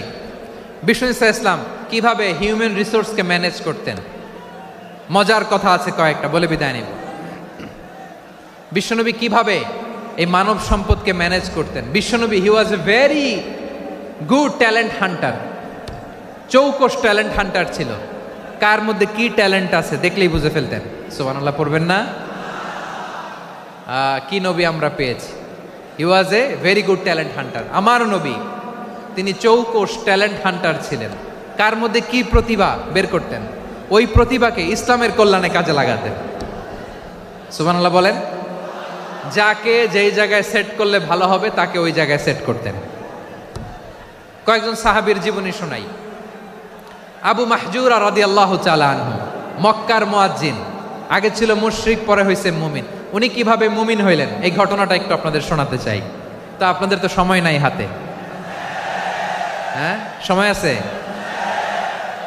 এই যে এই জেনজি শেষ করে দিল আজকের প্রোগ্রামটা। 1 ঘন্টা ধাক্কা ধাক্কি করে কেমনে দাঁড়ায় আছে আমি বুঝলাম না।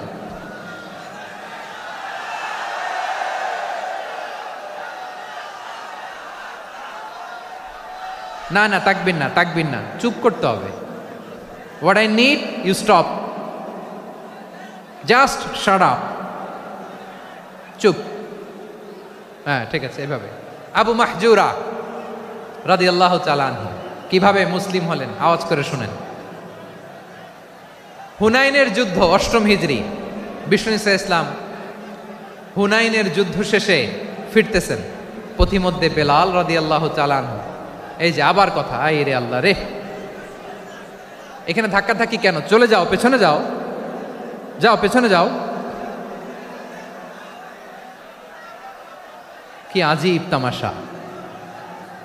যেখানে যায় এখানে ধাক্কা ধাক্কি, মারামারি, গায়ের উপরে, কাঁধের উপরে, শাউটিং। অনেক গুরুত্বপূর্ণ কথা পয়েন্ট করে নিয়ে আসে যে বলবো, এই শাউট করার কারণে প্রোগ্রামটাই নষ্ট করে দেয়। আসছে আমার ভালোবাসা দেখাইতে, প্রোগ্রামটাই শেষ করে দিয়ে চলে যায়। স্টপ, আবার কথা বল, স্টপ।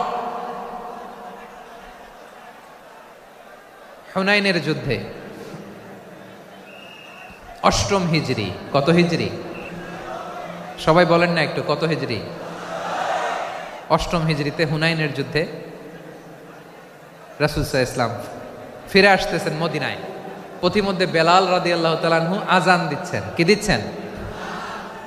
তো পাশে ছিল মুশরিকদের একটা পল্লী, কিছু মুশরিক তরুণ, কিছু অমুসলিম কিশোর, তারা আজানকে ব্যঙ্গ করতেছে। আমাদের বাংলায় মুখ ভেঙ্গানো বলে আর কি। বেলাল রাদিয়াল্লাহু তাআলা আনহু আজান দিচ্ছেন, ওই বাচ্চাগুলো মুশরিক তো, ওরা আজানকে ব্যঙ্গ করতেছে। বিকৃতি করে ওরাও আজান দিচ্ছে। উদ্দেশ্য হচ্ছে আজানকে নিয়ে ঠাট্টা করা। উদ্দেশ্য কি? ঠাট্টা করা। ব্যাপারটা মনে কষ্ট পাওয়ার মতো ব্যাপার না? কিন্তু বিশ্বনবী ওইখানে দেখেন কি খুঁজলেন। বিশ্বনবী খেয়াল করলেন অমুসলিম কিশোরদের মধ্য থেকে একটা কিশোরের গলাটা বড় দরাজ গলা, কণ্ঠটা বড় সুন্দর। খেয়াল করে দেখলেন যে কিছু কিশোর বেলালের আজানকে ব্যঙ্গ করে, বিকৃতি করে, কিন্তু একজনের কণ্ঠ দেখতে পাচ্ছেন না এত দূরে, কিন্তু কণ্ঠটা বড় সুন্দর, দরাজ গলা। বিশ্বনবী সাহাবীদেরকে বললেন, ধরো এগুলারে, ধরো। সবগুলারে ধরে বিশ্বনবীর সামনে আনা হলো। ওরা হাঁটু গেড়ে বসলো। বিশ্বনবী বললেন, তোমাদের মধ্যে কে যেন ব্যঙ্গ করে আজান দিচ্ছিল, তার গলাটা বড় উঁচু, গলার বেসটা বড় মজবুত, মেলোডিয়াস, সুমধুর কণ্ঠ, কে? আবু মাহজুরা বলে, আমার বন্ধুরা সবাই আমার দিকে আঙ্গুল দেখায়, আমি পড়ে গেছি বিপদে। রাসূল সাল্লাল্লাহু আলাইহি ওয়াসাল্লাম বাকি অমুসলিম তরুণদেরকে ছেড়ে দিলেন, বললেন তোমরা যাও। এবার আবু মাহজুরারে পাইছে। আবু মাহজুরার চুলের মধ্যে হাত দিলেন বিশ্বনবী, মাথায় হাত দিয়ে বললেন, এবার আজান দাও দেখি। আবু মাহজুরা বলে, আমি তো আজান দিতে জানি না, কারণ আমি তো বেলালেরটা শুইনা দিছি, আমার তো মুখস্থ নাই, আমি তো আজান দিতে জানি না। বিশ্বনবী বললেন, জানো না? তাহলে আসো, আমি তোমারে শিখাই দেই। সুবহানাল্লাহ পড়েন। আবু মাহজুরা হাঁটু গেড়ে বসে বিশ্বনবীর মোবারক হাত আবু মাহজুরার চুলের মধ্যে। বিশ্বনবী আজানের মুআল্লিম আবু মাহজুরাকে বলতেছে, ঠিক আছে তোমারে শিখাই দিচ্ছি, আমি যা যা বলবো আমার সাথে সাথে বলো, পারবা? আবু মাহজুরা বলে, পারবো। বিশ্বনবী আজান দিচ্ছেন মাথায় হাত দিয়ে, আল্লাহু আকবার, আল্লাহু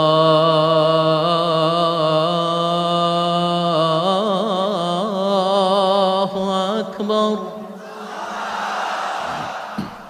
আবু মাহজুরা এই বাক্যটা পড়লেন। বিশ্বনবী দ্বিতীয় বাক্য পড়তে আরম্ভ করলেন, আল্লাহু আকবার,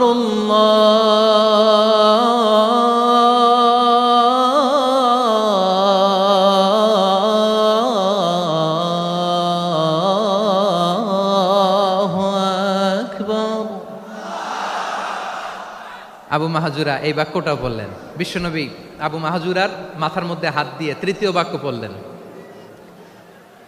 আশহাদু আল্লা ইলাহা ইল্লাল্লাহ,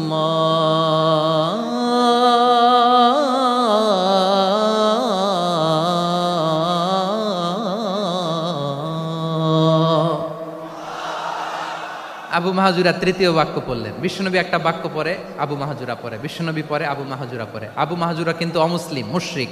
আবু মাহজুরা বলে, এক একটা বাক্য পড়ি আমার কলিজাটা গলে ঠান্ডা হয়ে যায়। এতদিন মোহাম্মদকে গালি দিতাম, এখন মোহাম্মদ আমার মাথায় যখন হাত রাখছে আমার সারা শরীর ঠান্ডা হয়ে গেছে। বিশ্বনবী আজান শিখাচ্ছেন, একটা একটা বাক্য পড়ে আবু মাহজুরাও পড়ে, বিশ্বনবী পড়ে, আবু মাহজুরাও পড়ে।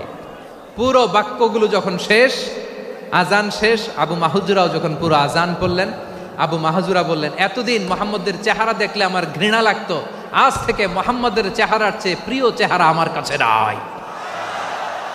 আবু মাহজুরা বললেন, ও মুহাম্মদ, আজানের বাক্য তো আপনি আমারে শেখালেন, এখানেই শেষ করবেন না, আপনি আমারে পড়ায় দেন, লা ইলাহা ইল্লাল্লাহু মুহাম্মাদুর রাসূলুল্লাহ সাল্লাল্লাহু আলাইহি ওয়াসাল্লাম। বিশ্বনবীর সাথে দাঁড়িয়ে উনি শাহাদা পড়ে মুসলমান হয়ে গেলেন। এবার আবু মাহজুরা বলে, ইয়া রাসূলুল্লাহ, ইয়া হাবিবাল্লাহ, আমি মুমিন হয়েছি, মুসলমান হয়েছি, আপনার কাছ থেকে আজান শিখার সৌভাগ্য আমি লাভ করেছি গো নবী। আমার কণ্ঠের বড় তারিফ করেছেন আপনি, আমার আজানকে আপনি পছন্দ করেছেন। একটা জিনিস আপনার কাছে চাই, আপনি আমাকে মক্কার মসজিদুল হারামের মুয়াজ্জিন হিসেবে অ্যাপয়েন্ট করে দে। বিষ্ণু ইসা ইসলাম বললেন, যাও আবু মাহজুরা, আমি তোমাকে পৃথিবীর শ্রেষ্ঠতম মসজিদ মক্কার মসজিদুল হারামের মুয়াজ্জিন হিসেবে অ্যাপয়েন্ট করে দিলাম।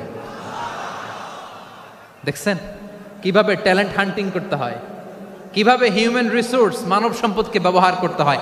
আসছিল আজানকে ভেঙ্গাইতে, আসছিল কেন?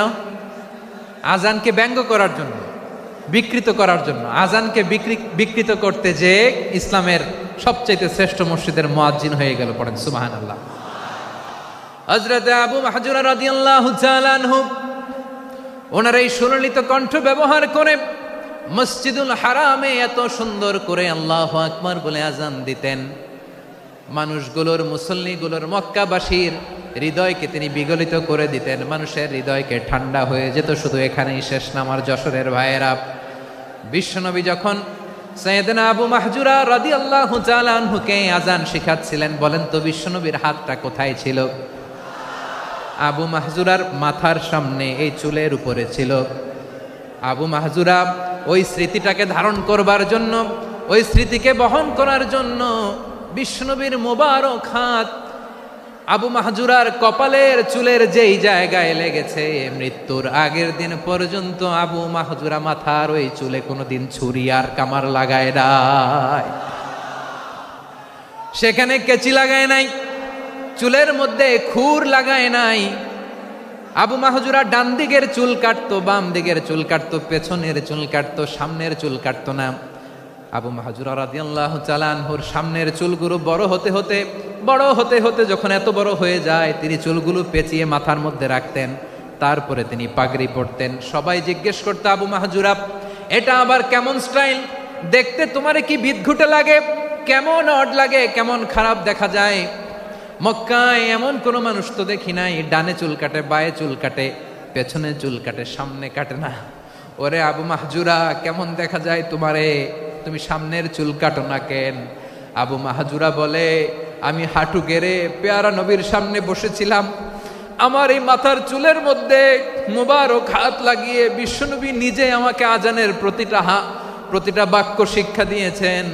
বিশ্বনবীর মোবারক হাত, পবিত্র হাত আমার মাথার চুলের যেই জায়গায় লেগেছে, আমি চাই ওই চুলগুলা নিয়ে আমি আমার কবরের ভিতরে যাব। সাইয়েদনা আবু মাহজুরা রাদিয়াল্লাহু তাআলা আনহু ইন্তেকালের আগের পর্যন্ত মাথার সামনের চুলগুলা কাটে নাই, মাথার সামনের চুল তিনি কাটেন নাই। সুবহানাল্লাহ বিহামদি। কেমন ভালোবাসতেন বিশ্বনবী সাহাবীদেরকে, সাহাবারা কেমন ভালোবাসতেন বিশ্বনবীকে। সামনের চুলগুলো বড় হতে হতে এত বড় ছিল, পেঁচিয়ে রেখে পাগড়ি পরতেন, কাটতেন না। নবীর হাত লেগেছিল, সুবহানাল্লাহ পড়েন। তাহলে what is the lesson? Moral of the story কি? মোরাল অফ দ্য স্টোরি হচ্ছে, আসছিল আজানকে ব্যঙ্গ করার জন্য, বিকৃত করার জন্য, হয়ে গেল মসজিদুল হারামের মুয়াজ্জিন। দেখেন বিশ্বনবী একটা খারাপ সিচুয়েশনের মধ্যে থেকে কি ভালো জিনিস বের করে আনলেন। আমি যে শুরুতে বলেছি কিভাবে তিনি হিউম্যান রিসোর্সকে ডেভেলপ করেছেন, ম্যানেজ করেছেন। তিনি যে চৌকুশ ট্যালেন্ট হান্টার ছিল, দেখেন সবার মধ্যে থেকে এরে বাছাই করে মুয়াজ্জিন বানাই দিয়েছেন। সুবহানাল্লাহ পড়েন। তার মানে এই না সবাইরে ধরে ধরে উনি মুয়াজ্জিন বানাইছেন, যার যেই ট্যালেন্ট আছে তাকে ওই কাজে অ্যাসাইন করেছেন, যার যেই প্রতিভা আছে তার প্রতিভাকে ইসলামের কাজে লাগিয়েছেন। সুবহানাল্লাহ পড়েন। যায়েদ বিন সাবিত রাদিয়াল্লাহু তাআলা আনহু নাম শুনেছেন? যশোর কথা বেরোয় না, যদি জিগায় সালমান খানের নাম শুনছেন, সবাই হাত তুলবে, জি হুজুর শুনছি, মানে সব দেখা শেষ। সালমান খান, আমির খান, অমুক খান, সব খান মুখস্থ, কিন্তু যায়েদ বিন সাবিতের নাম মুখস্থ নাই মুসলমানদের। যেই সাহাবী মাথার সামনের চুল কাটে নাই, মসজিদুল হারামের মুয়াজ্জিন বানাইছেন বিশ্বনবী, সাহাবীর নাম কি? খায়া ফেলাইছে, স্লোগানের সাথে খায়া ফেলাইছে। আবু মাহজুরা, কি নাম? আবু মাহজুরা আল জুমাহি রাদিয়াল্লাহু তাআলা আনহু। এই নামটা আজকে নিয়ে যাইতে হবে যশোর। আবু মাহজুরা রাদিয়াল্লাহু তাআলা আনহু। 2 নম্বরে বলছিলাম যায়েদ বিন সাবিত রাদিয়াল্লাহু তাআলা আনহু। বিশ্বনবী দেখলেন মদিনার এই আনসারী সাহাবী হাইলি ট্যালেন্টেড, ইন্টেলেকচুয়াল, মেরিটোরিয়াস, জ্ঞানের প্রতি তার আকর্ষণ, মারাত্মক আকর্ষণ। বিশ্বনবী তাকে দায়িত্ব দিলেন, কোরআন যা নাজিল হয় তুমি লিখো, কাতিবুল ওহী বানায় দিলেন। সুবহানাল্লাহ।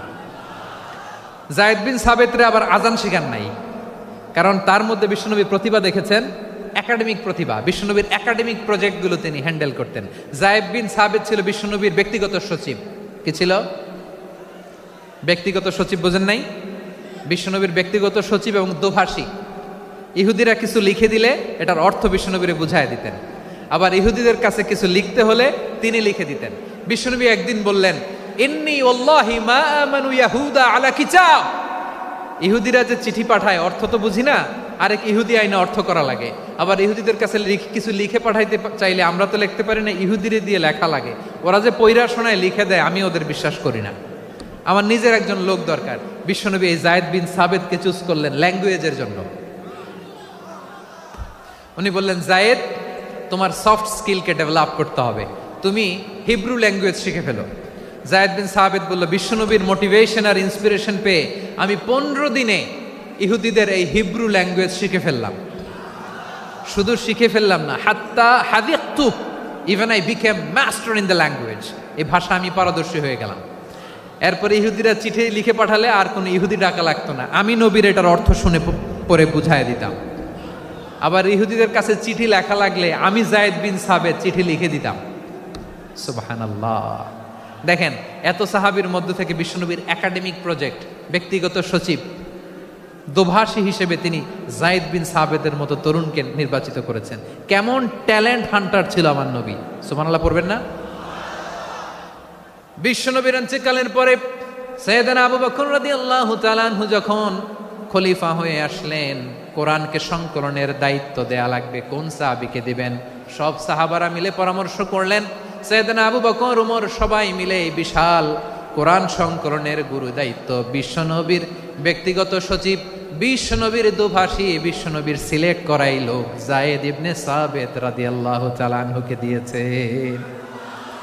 কোরআনের কপি তো আজকে এখানে রাখে নাই। এই যে আজকের যে কোরআন পড়েন, এটা আগে এরকম ছিল না।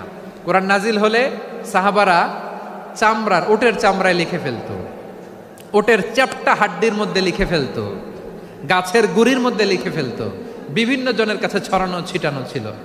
আবু বকর রাদিয়াল্লাহু তাআলা আনহু একসাথে করলেন, পরবর্তীতে উসমান রাদিয়াল্লাহু তাআলা আনহু একসাথে করলেন। 114 সূরার এখন এই মুসহাফ, এই কম্পাইলেশন, এই কপি আমরা পেয়েছি, যার হিউজ কন্ট্রিবিউশন ছিল। এই পুরো কোরআন কম্পাইলেশনের প্রজেক্ট ম্যানেজার ছিল জায়েদ বিন সাবেত রাদিয়াল্লাহু তাআলা। কোরআন কম্পাইলেশনের প্রজেক্ট ম্যানেজার। দেখেন, ওনারে মাথায় হাত দিয়ে আজান শিখায় নাই। সুবহানাল্লাহ কইবেন না? তাহলে প্রথম সাহাবী আবু মাহজুরাকে মুয়াজ্জিন বানাইলেন, জায়েদ বিন সাবেতকে ব্যক্তিগত সচিব আর দোভাষী বানালেন, মুসআব ইবনে উমাইর রাদিয়াল্লাহু তাআলা আনহুকে ইসলামের প্রথম অ্যাম্বাসেডর বানালেন। তাহলে তৃতীয় নাম্বার একজন সাহাবীর নাম বলছি, মুসআব ইবনে উমাইর। মুসআব কি নাম? নামটা কেমন লাগে? এই কয়েকজনের ভাল লাগে, বাকিদের ভাল লাগে না? ভাল লাগে? এই এই আর কয়েকটা মিনিট দেওয়া যাবে না আমাকে আল্লাহর রাস্তে? হ্যাঁ, ঠিক আছে। আমি তোমাদেরকে ভালোবাসা দেখাবো, দোয়া করব, যদি চুপ থাকো, একেবারে চুপ, কষ্ট সহ্য করো, বাকিরা যা সওয়াব পাবে তোমরা ডবল পাবা, যেহেতু কষ্ট বেশি, কিন্তু চুপ। 3 নাম্বার সাহাবীর নাম মুসআব। এই ধাক্কাধাক্কি কেন? ধাক্কাধাক্কি কেন রে ভাই? না না না, এরকম হইলে আসবো না যশোর, আমি আর আসবো না। হয় পিছনে চলে যাও, নাহলে চুপ, ধাক্কাধাক্কি নেই। 3 নাম্বার সাহাবীর নাম মুসআব। কি নাম? He was the first ambassador in Islam. ইসলামের প্রথম ডিপ্লোমাট, প্রথম কূটনৈতিক, ইসলামের প্রথম কূটনৈতিক, ইসলামের প্রথম ডিপ্লোমাট, প্রথম অ্যাম্বাসেডর মুসআব ইবনে উমাইর। মক্কার তরুণ যুবক, উনি পারফিউম লাগাইলে মানুষ দেখলেই বুঝতো এটা মুসআব লাগাইছে। এমন ড্যাশিং ফেসের ছিল, এমন স্মার্ট ড্যাশিং ফেস, এমন পার্সোনালিটির মানুষ ছিল মুসআব রাদিয়াল্লাহু তাআলা আনহু। কারণ যিনি ইসলামের স্পোকম্যান হবেন, মুখপাত্র হবেন, তার স্মার্ট হওয়ার দরকার আছে না নাই? আকাবার প্রথম শপথ যখন হলো, তাদের সাথে বিষ্ণু ঈসা ইসলাম মদিনাতে একজন মুখপাত্র পাঠালেন, ডিপ্লোমাটকে পাঠালেন, অ্যাম্বাসেডর অফ ইসলাম, তিনি হচ্ছেন মুসআব ইবনে উমাইর। পড়েন সুবহানাল্লাহ। বিশ্বনবী দেখলেন সে অনেক স্মার্ট, তার ডেডিকেশন আছে, সিনসিয়ারিটি আছে, এবং মদিনায় যে আউস খাজরাজ গোত্রের নেতাদের সাথে ডিল করতে হবে, ইহুদিদের সাথে ডিল করতে হবে, ওখানে একজন পাক্কা জানু খেলোয়াড়ের দরকার আছে না নাই? মুসআব ইবনে উমাইর রাদিয়াল্লাহু তাআলা আনহু, ওনাকে বিষ্ণু ঈসা ইসলাম চুজ করলেন। এবং বিষ্ণু ঈসা ইসলামের এই চুজিংটা, এই সিলেকশনটা এত সুন্দর ছিল, তিনি মদিনাতে যে বিশ্বনবী আসার আগেই মদিনার জমিনকে তিনি উর্বর করে ফেলছেন। প্রতিটা ঘরে ঘরে কালিমার দাওয়াত তিনি পৌঁছায় দিচ্ছেন।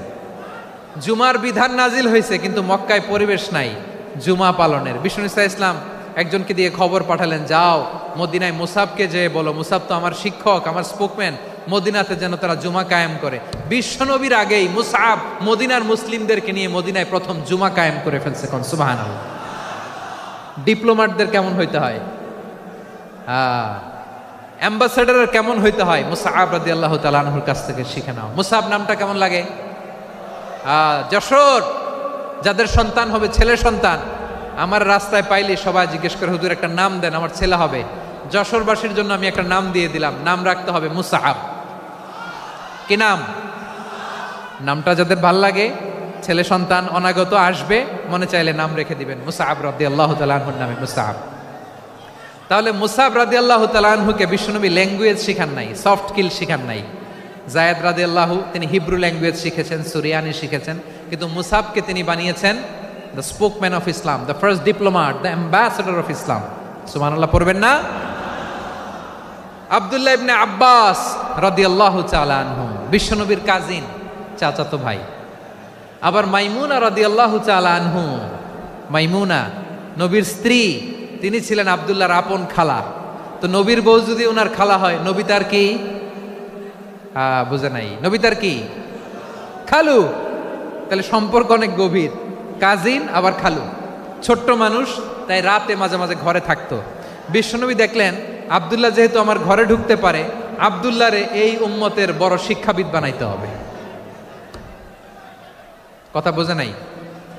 আব্দুল্লাহকে কি বানাইতে হবে? শিক্ষাবিদ, এডুকেটর অফ দিস উম্মা, এই উম্মার শিক্ষাবিদ বানাইতে হবে। তাই আব্দুল্লাহ ইবনে আব্বাসকে বিশ্বনবী হাতে কলমে শিক্ষা দিয়েছেন। আহারে, আর এরপরে যে কি ভাষা আসবে তোমাদের জন্য আমার মুখ থেকে আমি নিজেও জানি না। 1 ঘন্টা যাবত ধাক্কা ধাক্কি মারামারি। তো আসতে বলছে কে তোমাকে? পেছনে চলে যাও, জায়গা না পেলে। পুরো প্রোগ্রামটাই নষ্ট করে দিল।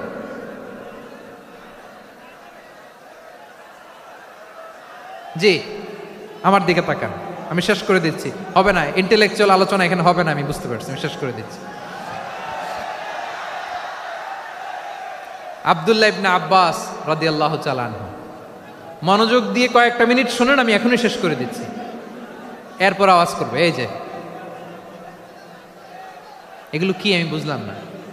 আমি বললাম না সব করা যাবে, বসে যাও, শুয়ে যাও, চলে যাও, আওয়াজ করা যাবে না। অন্যকে বসো এটাও বলার দরকার নেই, জাস্ট এদিকে তাকাও। আল্লাহ। আব্দুল্লাহ ইবনে আব্বাস রাদিয়াল্লাহু তাআলা আনহু, ওনাকে বিশ্বনবী হাতে কলমে শিক্ষা দিয়েছেন, যেহেতু উম্মতের শিক্ষাবিদ হবেন, এডুকেটর হবেন। তো বিশ্বনবী রাতে যখন তাহাজ্জুদ পড়তেন, ছোট্ট আব্দুল্লাহ ঘরে থাকতো। বুঝতে পেরেছেন? ছোট্ট মানুষ তো ঘরে থাকতো। তো বিশ্বনবী তাহাজ্জুদের জন্য একবার দাঁড়িয়েছেন, ছোট্ট আব্দুল্লাহ ওযু করে দাঁড়াইছে। আচ্ছা বলেন তো, ইমাম আর মুসল্লি মোট যদি 2 জন হয়, একজন ইমাম একজন মুসল্লি, তো মুসল্লি ইমামের কোন দিকে দাঁড়াবে? ডানে দাঁড়াবে। ছোট্ট আব্দুল্লাহ বোঝে নাই, বিশ্বনবী তাহাজ্জুদ শুরু করেছেন, উনি ইক্তেদা করছেন আর দাঁড়াইছেন বায়ে। কোথায় দাঁড়িয়েছেন? আব্দুল্লাহ বলেন, যখন আমি বায়ে দাঁড়ালাম, আখাযা রাসূলুল্লাহ সাল্লাল্লাহু আলাইহি ওয়াসাল্লাম উযুনি আল ইউমনা ইয়াফতিলুহা, বিশ্বনবী নামাজরত অবস্থায় আমার কান ধরে টেনে আমার ডান দিকে এনে দাঁড় করায় দিলেন। পড়েন সুবহানাল্লাহ। দেখেন, হাতে কলমে শিক্ষা। আর জীবনে ভুল হবে? কথা কয় না, আর ভুল হবে? আর ভুল হবে না। এভাবে বিশ্বনবীর অনেক সঙ্গ পেয়েছেন, সফর করেছেন, একই বাহনে বসেছেন, এক বাহনে বসে লম্বা নসিহত করেছেন, বলেছেন, ইয়া গোলাম ইহফাজিল্লাহ ইয়াহফাজকা, ইহফাজিল্লাহ তাজিদহু তুজাহাক, ইযা সাআলতা ফাসআলিল্লাহ ওয়া ইযা ইসতাআনতা ফাসতাইন বিল্লাহ। আল্লাহর বিধান মানো, আল্লাহর বিধান রক্ষা করো, আল্লাহ তোমায় রক্ষা করবে। আব্দুল্লাহ, চাইতে হলে আল্লাহর কাছে চাও, সাহায্য চাইতে হলে আল্লাহর কাছে সাহায্য চাও। মনে রাখো, গোটা বিশ্বের সবাই যদি তোমার সাহায্য করতে চায়, ততটুকুই করতে পারবে যতটুকু আল্লাহ তোমার নসিবে রেখেছে। গোটা বিশ্ব যদি তোমার বিরুদ্ধে ষড়যন্ত্রে দাঁড়িয়ে যায়, ক্ষতি ততটুকু করতে পারবে যতটুকু তোমার জন্য বরাদ্দ আছে, এর বাইরে কিছু করতে পারবে না। আওয়াজ করে বলেন ঠিক কিনা? এভাবে হাতে কলমে শিখিয়েছেন, বিশ্বনবীর সঙ্গ পেয়েছেন। ওনাকে বিষ্ণু ইসা ইসলাম শিক্ষাবিদ, এডুকেটর অফ দিস উম্মাহ হিসেবে সিলেক্ট করেছেন, হাতে কলমে শিখিয়েছেন। বিশ্বনবী একবার প্রকৃতির ডাকে সাড়া দিয়ে এসেছেন, এখন কি করতে হবে? নামাজের জন্য অজু করতে হবে। বিশ্বনবী এসেই দেখেন অজুর বদনায় পানি ভরা, খুশি হয়ে গেলেন, বললেন কে রেখেছে পানি? একজন বলল আব্দুল্লাহ রেখেছে। বিশ্বনবী অত্যন্ত খুশি হলেন, খুশি হয়ে একটা দোয়া করলেন, বললেন আল্লাহুম্মা ফাক্কিহু ফিদ্দীন ওয়া আল্লিমহু তা'ওয়ীল। আল্লাহ তুমি আব্দুল্লাহকে দ্বীনের বুঝ দিও আর কোরআনের তাফসির শিক্ষা দিও। বিশ্বনবীর এই দোয়া এমন লাগছে উনি রঈসুল মুফাসসিরিন, এই পৃথিবীতে যত মুফাসসির ছিল, যত মুফাসসির আসবে, সকল মুফাসসিরের সম্রাট হিসেবে স্বীকৃত হয়েছেন আব্দুল্লাহ ইবনে আব্বাস। বিশ্বনবী ওনারে আজান শিখান নাই, বিশ্বনবী ওনারে ল্যাঙ্গুয়েজ শিখান নাই, বিশ্বনবী ওনারে অ্যাম্বাসাডর বানান নাই, হাতে কলমে শিক্ষা দিয়েছেন। ছোট্ট মানুষ, বিশ্বনবী ইন্তেকাল করলেন, আবু বকরের সময় গেল, ওমরে ফারুকের খেলাফত, তখনও তিনি তরুণ। ওমরে ফারুক রাদিয়াল্লাহু তাআলা আনহু ওনার ক্যাবিনেট মিনিস্ট্রির বৈঠকে এই আব্দুল্লাহ ইবনে আব্বাসকে পাশ দিয়ে বসায় রাখতেন। বয়স্ক সাহাবারা এটা পছন্দ করতো না, তারা বলতো ঘটনা কি, আব্দুল্লাহর মতো ছেলে নাতি আমাদের আছে, এরা কেন রাখে ওমরে ফারুক? ওমরে ফারুক এটা টের পেলেন, তিনি বুঝতে পারলেন যে ক্যাবিনেট মেম্বাররা এটা পছন্দ করে না, ছোট্ট আব্দুল্লাহরা কেন রাখি, কেন যে রাখি এটা একদিন বুঝাবো। একদিন মিটিংয়ে তিনি সবাইকে বললেন ইদা জাআ নাসরুল্লাহি ওয়াল ফাতহ। এই আয়াত দ্বারা উদ্দেশ্য কি বলেন তো মুরব্বী সাহাবীরা? এক সাহাবী বলেন এই সূরা দ্বারা উদ্দেশ্য, আল্লাহ বলেছেন আমাদেরকে বিভিন্ন ল্যান্ড, বিভিন্ন এলাকা বিজয় করতে হবে। ওমরে ফারুক বললেন না, হয়নি। আরেকজন বললেন বিজয় হওয়ার পর আমাদের বেশি বেশি আল্লাহর বরত্বের ঘোষণা দিতে হবে, এটা উদ্দেশ্য। ওমরে ফারুক বললেন না, হয় নাই। যারে জিজ্ঞেস করেন কেউ পারে না। সব শেষে বিশ্বনবী ছোট্ট আব্দুল্লাহরে বলেন আব্দুল্লাহ ইদা জাআ নাসরুল্লাহি ওয়াল ফাতহ এর দ্বারা উদ্দেশ্য কি বলো তো? ছোট্ট আব্দুল্লাহ বলেন হুয়া আজালু রাসূলিল্লাহ। এই আয়াত দ্বারা বিশ্বনবীর বিদায়কে উদ্দেশ্য নেওয়া হয়েছে। ওমরে ফারুক বললেন হাযা হুয়া, এটাই তো সঠিক উত্তর, এটাই সঠিক তাফসীর এই আয়াতের। কারণ ইদা জাআ নাসরুল্লাহি ওয়াল ফাতহ, যখন আল্লাহর সাহায্য আর বিজয় আসবে, ওয়া রাআইতান নাসা ইয়াদখুলুনা ফি দীনিল্লাহি আফওয়াজা, আপনি দেখবেন দলে দলে ঢলে ঢলে বানের পানির মতো মানুষ ইসলামের দিকে ঢুকতেছে, ইসলামের বিজয় হয়েছে। তো ইসলামের বিজয়ের মিশন নিয়ে নবী আসছে, বিজয়ী যখন হয়ে গেছে এখন তো নবীর বিদায় হবে। জোরে বলেন ঠিক কিনা? কোন সাহাবী এই সূক্ষ্ম কথাটা ধরতে পারে নাই, ওই আব্দুল্লাহ ছাড়া। আব্দুল্লাহ যখন উত্তর দিছে সব সাহাবীদের টনক নড়েছে। এরপর থেকে কোনো ক্যাবিনেট মিটিংয়ে আর কোনো সাহাবারা কোনো প্রশ্ন করে নাই, আওয়াজ করে পড়েন সুবহানাল্লাহ। বিশ্বনবী আব্দুল্লাহ ইবনে আব্বাসকে দ্য এডুকেটর অফ দ্য উম্মাহ, উম্মার শিক্ষাবিদ হিসেবে গ্রহণ করেছেন। আওয়াজ করে পড়তে হবে আল্লাহু আকবার। সাহাবীদের নামগুলো মনে থাকবে? এক নম্বরে আবু মাহজুরা, মুয়াজ্জিন বানাইছেন। যায়েদ ইবনে সাবিত, দোভাষী, ট্রান্সলেটর অফ প্রফেট, এবং তিনি ছিলেন বিশ্বনবীর ব্যক্তিগত সচিব। Musab ibn Umair, the first ambassador and diplomat of Islam. Abdullah ibn Abbas এই উম্মার সবচেয়ে বড় এডুকেটর, শিক্ষাবিদ। আরেকজন ছিল আব্দুল্লাহ ইবনে মাসউদ রাদিয়াল্লাহু তাআলা। দুই আব্দুল্লাহ, আব্বাস গেল, আরেকজন হচ্ছে মাসউদ। মক্কার তরুণ, ছাগল পালতো মুশরিকের। বিশ্বনবী আর আবু বকর রাদিয়াল্লাহু তাআলা আনহু একবার গেলেন, যে দেখে এই তরুণ দাঁড়ায় আছে। বিশ্বনবী বলেন আমি খুব ক্ষুধার্ত, তোমার কাছে কি দুধ আছে ছাগলের? আব্দুল্লাহ আছে, ওয়ালাকিন আনা মু'তামান, কিন্তু যে দুধ আছে এটা আমানতের, আমি দিতে পারবো না। বিশ্বনবী এইটা শুনেই তারা টার্গেট করে ফেলছে। আনা মু'তামান, দুধ আছে কিন্তু এটা আমার মালিকের, আমি তো দরদ দেখাই, আমার মালিকের দুধ, আপনি পথিক, আপনারে দিতে পারি না। বিশ্বনবী টার্গেট করে ফেলছেন, এরে আমার কাজে লাগাইতে হবে। বিশ্বনবী বলেন আচ্ছা ঠিক আছে, দুধ দিও না, কিন্তু এমন ছাগি আছে কিনা যেই ছাগির সাথে কোনো ছাগলের মিলন হয় নাই, তার ওলানে দুধও আসে নাই, বাচ্চাও নাই, এরকম ছাগির থেকে যদি আমি দুধ খাই তাহলে তো সমস্যা নাই। বলতেছে এরকম ছাগির থেকে দুধ খাইলে সমস্যা নাই, কারণ এরকম ছাগির ওলান থেকে দুধ আসবেও না। বলতেছে ঠিক আছে, এরকম একটা ছাগি নিয়ে আসা হলো। বিশ্বনবী বিসমিল্লাহ বলে ওই ছাগির ওলানে হাত দিলেন। হাত দিতে দেরি, পুরো ওলানটা দুধে ভরে যেতে দেরি হয় না। বিশ্বনবী আর আবু বকর রাদিয়াল্লাহু তাআলা আনহু দহন করে পেট ভরে খেলেন। এই দৃশ্য আব্দুল্লাহ ইবনে মাসউদের হৃদয়ে দাগ কাটলো। এই মুজিজা দেখে তিনি বললেন আশহাদু আল্লা ইলাহা ইল্লাল্লাহ ওয়া আশহাদু আন্না মুহাম্মাদুর রাসূলুল্লাহ। তিনি ষষ্ঠ মুসলিম ছিলেন, 6 নম্বর মুসলমান। ওনাকে টার্গেট করে বিশ্বনবী দেখলেন এমন ইন্টেলেকচুয়াল ব্রেন, উনি সূক্ষ্ম সূক্ষ্ম জিনিস বুঝে বেশি, ফিকহি জ্ঞান ওনার মধ্যে বেশি। বিশ্বনবী ওনাকে কোরআনের জ্ঞান শিক্ষা দিতে লাগলেন। উনি বিশ্বনবী সবার কাছে কোরআন শোনায়, কিন্তু বিশ্বনবী নিজে আব্দুল্লাহ ইবনে মাসুদের কাছ থেকে কোরআন শুনতো। বিশ্বনবী একবার বললেন, ইকরা আলাইয়া ইয়া মাসুদ। ইবনে মাসুদ একবার শোনাও তো কোরআন দেখি। আব্দুল্লাহ ইবনে মাসুদ বলে, আকরাউ আলাইকা ওয়া আলাইকা উনজিল। নবী, আপনার উপর কোরআন নাজিল হয় আর আমি আপনার সামনে কোরআন পড়ব। বিশ্বনবী বললেন, ইন্নী উহিব্বু আন আসমাআহু মিন গায়রি। আমি নিজে পড়তে যেমনি ভালোবাসি, অন্যে পড়ুক আমি শুনবো, এটাও আমি ভালোবাসি। সূরা নিসা তিনি তেলাওয়াত করে শুনিয়েছেন। এমন সূক্ষ্ম বিষয় বিশ্বনবী উনাকে ধরিয়ে দিয়েছেন। উনি হয়ে গিয়েছেন আব্দুল্লাহ ইবনে আব্বাস, হয়েছেন রাইসুল মুফাসসিরিন, উনি হয়ে গিয়েছেন ফাকিহুল উম্মাহ। ওনার চাইতে বড় ফকি এই পৃথিবী আর দেখবে না। চিল্লায় বলেন সুবহানাল্লাহ। উনি বলতেন, ওয়াল্লাহি ওয়াল্লাহি ইল্লাযী লা ইলাহা গায়রু মা উনজিলাত সূরাতুন ইল্লা ওয়া আনা আ'লামু আইনা উনজিলাত ওয়া ফীমা উনজিলাত। বিশ্বনবী এমন ভাবে কোরআনের দার্স আমাকে দিয়েছেন, কোরআনে যত সূরা নাজিল হয়েছে, যেখানে নাজিল হোক না কেন আমি জানি এটা কোথায় নাজিল হয়েছে এবং কোন প্রেক্ষাপটে নাজিল হয়েছে।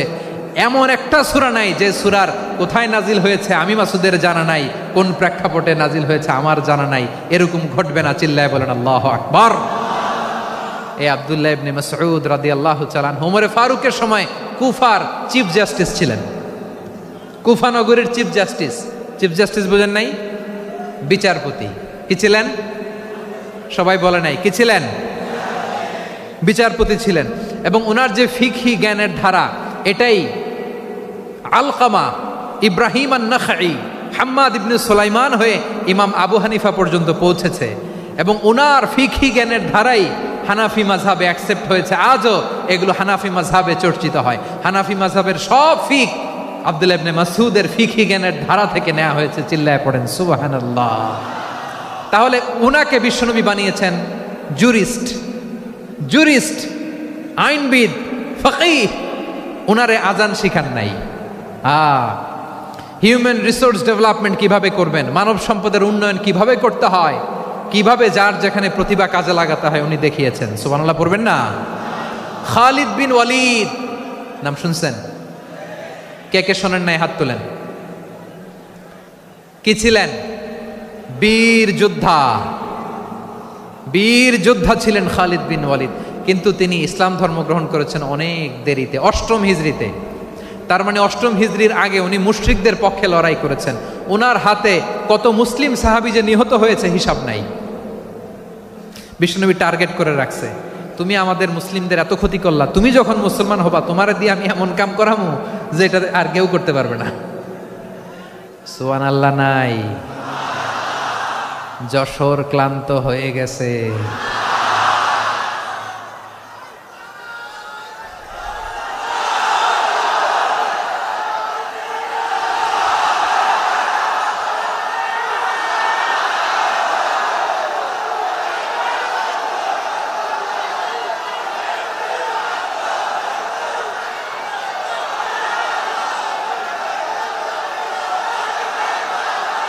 মাশাআল্লাহ। বসুন। খালিদ বিন ওয়ালিদ রাদিয়াল্লাহু তাআলা আনহু 8ম হিজরিতে মুসলিম হয়েছেন, মক্কা বিজয়ের আগে। তো মক্কা বিজয়ের আগে যখন মুসলিম হয়েছেন, এর আগে কি করছেন? কাফিরদের সাথে যুদ্ধ করেছেন। উনি উহুদের যুদ্ধে মুসলমানদের যে পরাজয় ভাব, কঠিন পরিস্থিতির মুখোমুখি উনার কারণে পেছন থেকে এমন আতর্কিত আক্রমণ করেছেন, মুসলমানদেরকে কচুকাটা করেছেন। 8ম হিজরিতে আল্লাহ তাআলা হেদায়েতের নূর দিয়ে ওনার হৃদয়টাকে উজালা করে দিলেন। লা ইলাহা, এটা এমন বাণী যার হৃদয়ে একবার টাচ খাবে, এইটা থেকে সে আর পালিয়ে বেড়াতে পারে। ঝিনুকের ভেতর লুকিয়ে থাকে যেমন মতি, ঝিনুকের ভেতর লুকিয়ে থাকে যেমন মতি, কলমা শাহাদাতে আছে আল্লাহর জ্যোতি, কলমা শাহাদাতে আছে আল্লাহর জ্যোতি। ঠিক কিনা বলেন? মক্কা বিজয়ের আগে মুসলিম হলেন, হওয়ার পরেই বিশ্বনবীর টার্গেট ফুলফিল হলো। ওই যে টার্গেট করে রেখেছেন আর দোয়া করেছেন, খালিদ বিন ওয়ালিদ যদি মুসলিম হয় তাকে আমি মিলিটারি চিফ বানাবো। ওনাকে আজান শিখান নাই, ওনারে কান ধইরা নামাজের এই মাথা থেকে ওই মাথা আনান নাই, ফিকহি কোরআনের সূক্ষ্ম তাফসীর ওনারে শিখান নাই, অ্যাম্বাসেডর বানান নাই। বিষ্ণু ইসলাম ওনাকে সামরিক অভিযানে প্রেরণ করেছেন। সামরিক অভিযানে তিনি প্রেরণ করেছেন। ওনার জীবদ্দশায় ওনার নেতৃত্বে যতগুলো যুদ্ধ হয়েছে একটা যুদ্ধেও তিনি পরাজয় বরণ করেন নাই। ওমরে ফারুকের সময়কালে তিনি চিফ অফ মুসলিম মিলিটারি মানে মুসলিম সেনাপতি হয়েছেন। যশোর আওয়াজ করো, ঠিক কিনা বলো? সেনাপতি, মুসলিম সেনাপতি। তাহলে কিভাবে হিউম্যান রিসোর্স ব্যবহার করতে হয় গোটা বিশ্ব আমার নবীর কাছ থেকে শিখে নাও। খালিদ বিন ওয়ালিদ, ওনাকে বিশ্বনবী একটা উপাধি দিয়েছেন। উপাধিটা হচ্ছে সাইফুল্লাহিল মাসলুল, আল্লাহর নাঙ্গা তরবারি, আল্লাহর খোলা তরবারি, দ্য ওপেন সোর্ড অফ আল্লাহ। খালিদ বিন ওয়ালিদ মুসলিম সেনাপতি। হাসান বিন সাবেত নাম শুনছেন? দেখি উনি কি ছিল বলেন। রাসূলের সভা কবি, কালচারাল হিজিমনিকে ডিফিট করার জন্য। উনি ভালো অস্ত্র চালানো জানতেন না, ওই কাজে উনি যেতেন না। ওনার ছিল কাব্য প্রতিভা। কাব্য প্রতিভা, কাফিররা কবিতা দিয়ে নবীকে গালি দিত। বিশ্বনবী বলতেন, ইয়া হাসান আজিব আন রাসূলিল্লাহ, তুমি নবীর হয়ে কাফেরদের এই কথাগুলোর জবাব দাও। বিশ্বনবীর একটা মিম্বার ছিল। বিশ্বনবীর মিম্বারের পাশাপাশি মসজিদে নববীতে এই হাসান বিন সাবেতের জন্য বিশ্বনবী একটা স্পেশাল মিম্বার বানিয়ে দিয়েছেন। এখান থেকে তুমি জবাব দাও। এবং বিশ্বনবী বলেছেন, আল্লাহুম্মা আইয়িদহু বিরূহিল কুদুস। আল্লাহ, হাসান আমার পক্ষে জবাব দেয়, তুমি জিব্রাইল মারফত তাকে সাহায্য পাঠাইয়া দিও। রাসূল সাল্লাল্লাহু আলাইহি ইসলামের সভা কবি, the poet of the prophet, নবীর কবি। উনি কবিতা দিয়ে এমন উচ্চাঙ্গের ভাষায় কবিতা দিয়ে তিনি জবাব দিতেন, কাফিরদের গা শিহরে যেত, তাদের হৃদয়ে আগুন ধরে যেত। তাহলে এরকম কবিরও দরকার আছে না নাই? এখন যাকে আল্লাহ দিছে কাব্য প্রতিভা, এরা যদি আপনি যুদ্ধের ময়দানে পাঠান হবে? যারে দিছে সুরেলা গলা, এরা যদি অ্যাম্বাসেডর বানান হবে না। হাসান বিন সাবেত ছিলেন বিশ্বনবী সাল্লাল্লাহু আলাইহি ওয়াসাল্লামের কবি। হুযায়ফা ইবনুল ইয়ামান বিশ্বনবীর গোয়েন্দা বিভাগের প্রধান। কিসের প্রধান? হুযায়ফা ইবনুল ইয়ামান। ওনার ছিল ডিটেকটিভ মাইন্ড, ডিটেকটিভ মাইন্ড, গোয়েন্দা বিভাগের প্রধান। এবং উনি হচ্ছেন সাহিবু সিররি রাসূলিল্লাহ, রাসূল সাল্লাল্লাহু আলাইহি ওয়াসাল্লামের গোপন তথ্যের ধারক বাহক। নবীর যেই কথা কেউ জানে না, সব হুযায়ফার পেটের ভিতরে ছিল। সুবহানাল্লাহ পড়েন। মদিনার যত ইহুদিদের একটা লিস্ট ছিল, এই লিস্ট শুধু দুইজন জানতো, বিশ্বনবী আর হুযায়ফা। সুবহানাল্লাহ পড়বেন না? তাহলে ওনাকে কোন দায়িত্ব দিছে? কোন বিভাগ? যশোর আওয়াজ করো, কোন বিভাগ? গোয়েন্দা বিভাগের হেড ছিল। খন্দকের যুদ্ধে প্রচন্ড আজকের মতো শৈত্য প্রবাহ, মাটি খনন করতে করতে সাহাবীদের পেটে ক্ষুধা নাই, দাঁড়াইতে পারে না নামাজের জন্য, এত ক্লান্ত, ক্ষুধা, ক্লান্ত, শ্রান্ত। বিশ্বনবী বললেন, কে আছো? এই কঠিন শীত, এই ভয় আর ক্ষুধার মধ্যেও খন্দকের পরীক্ষার টপকে শত্রু শিবিরে যে আমাকে তথ্য দিবা, কে আছো? কারো গায়ে শক্তিই নাই যে দাঁড়াবে, কেউ দাঁড়ায় না। বিশ্বনবী তখন নিজে হুযায়ফাকে ডাক দিলেন, হুযায়ফা, যে আমাকে আজকে শত্রু শিবিরের তথ্য এনে দিবে, সে জান্নাতে আমার মোরাফাকা, আমার সঙ্গী হবে। হুযায়ফা রাদিয়াল্লাহু ইবনুল ইয়ামান জীবনের ঝুঁকি নিয়ে এই ক্ষুধা, শৈত্য প্রবাহ, কোল্ড ওয়েভসকে উপেক্ষা করে পরীক্ষা টপকে শত্রু শিবিরে যে সবার কথাগুলো চুপে চুপে শুনে বিশ্বনবীর দরবারে এসে গোয়েন্দাদের মতো তথ্য সরবরাহ করেছে। বিশ্বনবীর গোয়েন্দা বিভাগের প্রধান হুযায়ফা ইবনুল ইয়ামান ইন্টেলিজেন্স বিভাগ চালাতেন। মুনাফিকদের নাম ওনার কাছে ছিল। মুআয ইবনে জাবাল মদিনা রাষ্ট্রের সবচেয়ে সিনিয়র আমলা ছিলেন। আমলাতন্ত্র চিনেন তো? প্রশাসনিক কাজ যারা চালায়, অ্যাডমিনিস্ট্রেশন বোঝেন না? The department of administration. মদিনার রাষ্ট্রের সিনিয়র আমলা মুআয ইবনে জাবাল মুতাখাসসিসুন ফিল হালাল ওয়াল হারাম, হালাল হারামের স্পেশালিস্ট ছিলেন। বিশ্বনবী উনাকে ইয়ামানের গভর্নর করে পাঠাইছেন। বলেছেন, ইন্নাকা তা'তি কওমান আহলা কিতাব, এমন গোষ্ঠীর কাছে যাবা এরা ইহুদি নাসারা, আগে শাহাদা পড়লে এরপরে নামাজের দাওয়াত দিও, নামাজ পড়লে যাকাতের দাওয়াত দিও। গভর্নরের অ্যাটিটিউড যেমন থাকে তেমন অ্যাটিটিউড ধরে রেখো। সুবহানাল্লাহ পড়েন। তাহলে মুআয ইবনে জাবালকে দিয়ে বিশ্বনবী কবিতা লেখায় নাই, চিঠি লেখায় নাই, আজান দেওয়ায় নাই। সুবহানাল্লাহ পড়বেন না? সব শেষ সাহাবী বলি আবু হুরায়রা রাদিয়াল্লাহু তাআলা আনহু, নাম শুনছেন? বিড়ালের বাবা। কি করতেন? খালি হাদিস মুখস্থ করতেন। উনি বলতেন আলজামু রাসূলুল্লাহ আলা মিল ইবাতনি, আমার শুধু পেটের ক্ষুধার বন্দোবস্ত হইলে আমি নবীর সঙ্গ ছাড়তাম না। আমার আনসার সাহাবারা ক্ষেত খামারের কাজ করতো, আমার মুহাজির সাহাবারা ব্যবসা করতো, আর আমি নবীর সাথে সাথে থাকতাম। শুধু সকাল বিকাল দুই বেলা যদি আমার খাবারের বন্দোবস্ত হয়, আমি আর নবীর লক ছাড়ি না। সুবহানাল্লাহ কইবেন না? 5374টা হাদিস তিনি বর্ণনা করেছেন। সবচেয়ে বেশি হাদিস বর্ণনাকারী সাহাবী। হাদিস প্রিজার্ভেশনের কাজে বিশ্বনবী ওনাকে কাজে লাগিয়েছেন। উনি একদিন বলেন, ইয়া রাসূলুল্লাহ আসমাউ মিনকা কাসীরান ফালা আহফাজু, নবী অনেক কথা শুনি আমার মনে থাকে না। বিষ্ণু বললেন, তাই? উবসুত রিদাক, তোমার চাদরটা বিছাও। আবু হুরায়রা বিছালেন, বিশ্বনবী হাত বুলায় দিলেন, এরপরে অনেক হাদিস বর্ণনা করলেন। আবু হুরায়রা বলে, তারপর থেকে বিশ্বনবী যাই বর্ণনা করে আমি শুনি আর একটাও ভুলি না। এখন সুবহানাল্লাহ। বিশ্বনবী ওনাকে হাদিস প্রিজার্ভেশন, নবীর এই যে লক্ষ্য হাদিস প্রিজার্ভেশনের এই দায়িত্ব দিয়েছেন সাইয়েদনা আবু হুরায়রা রাদিয়াল্লাহু তাআলা আনহুকে। প্রিয় ভাইরা, তাহলে 10 জন সাহাবীর কথা যে বললাম, আপনারা কি খেয়াল করেছেন কত বড় ট্যালেন্ট হান্টার, চৌকস ট্যালেন্ট হান্টার ছিল আমার নবী। এক একজনের এক এক ট্যালেন্ট, এক এক কাজে অ্যাসাইন করেছেন, এক একজনকে এক এক দায়িত্ব দিয়েছেন, এক একজনের প্রতিভাকে এক একভাবে বিকশিত হওয়ার সুযোগ দিয়েছেন। আওয়াজ করে বলেন ঠিক কি না? এখন আমার পর্দার আড়ালে আমার মায়েরা বলবে, এতগুলো পুরুষ সাহাবীর কথা বললো, নারী সাহাবীরা কি কিছু করে নাই? হ্যাঁ, একজন নারী সাহাবীর কথা বলে মোনাজাত হবে, দোয়া ছাড়া কেউ যাব না। রুফাইদা আল আসলামিয়া রাদিয়াল্লাহু তাআলা আনহা, ওনার বাবার নাম সাআদ আল আসলামি। বিশ্বনবী কি খেয়াল করলেন দেখেন, সাআদ ছিল মদিনার বড় ডাক্তার।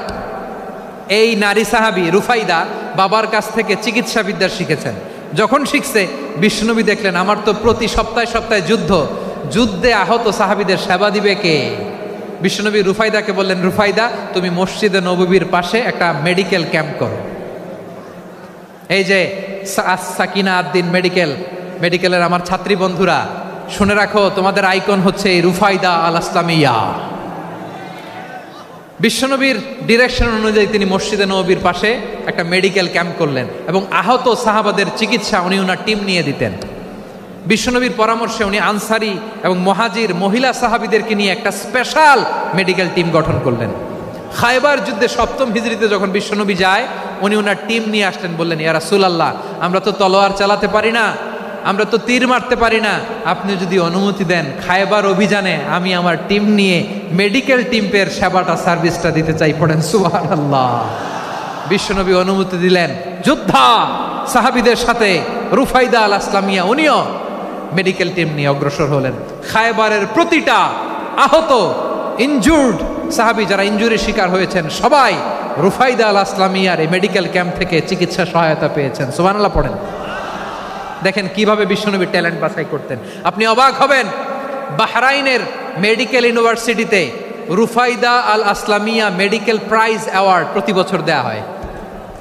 যদি দিনের এই মেডিকেল আমার বোনেরা যদি জেনে থাকো জানো, না হলে নতুন করে জানো, সার্চ দিও রুফাইদা আল আসলামিয়া মেডিকেল অ্যাওয়ার্ড বাহরাইনের ইউনিভার্সিটিতে দেওয়া হয়। প্রিয় ভাইয়েরা, তাহলে আলোচনার সামারি আমরা করি। বিশ্বনবী যার যেখানে ট্যালেন্ট তাকে ওইখানে কাজে লাগাতেন। আওয়াজ করে বলেন ঠিক কিনা? এবার একটা ইন্টারভিউ হবে, আওয়াজ করে বলেন আবু মাহজুরাকে বিশ্বনবী কি বানাইছেন? হ্যাঁ, ভুলে গেছেন? সামনের চুলে হাত দিয়ে বিশ্বনবী কি সুন্দর গলায় আজান শিখালেন। মুয়াজ্জিন। যায়েদ বিন সাবিতকে একাডেমিক প্রজেক্টের দায়িত্ব দিয়েছেন, তিনি ছিলেন বিশ্বনবীর দোভাষী ব্যক্তিগত সচিব। Musab ibn Umair the first ambassador of Islam. Abdullah ibn Abbas উম্মার বড় শিক্ষাবিদ মুফাসসির। আব্দুল্লাহ ইবনে মাসউদ ছিলেন জুরিস্ট। কি ছিলেন? জুরিস্ট ছিলেন, এই উম্মার সবচেয়ে বড় জুরিস্ট।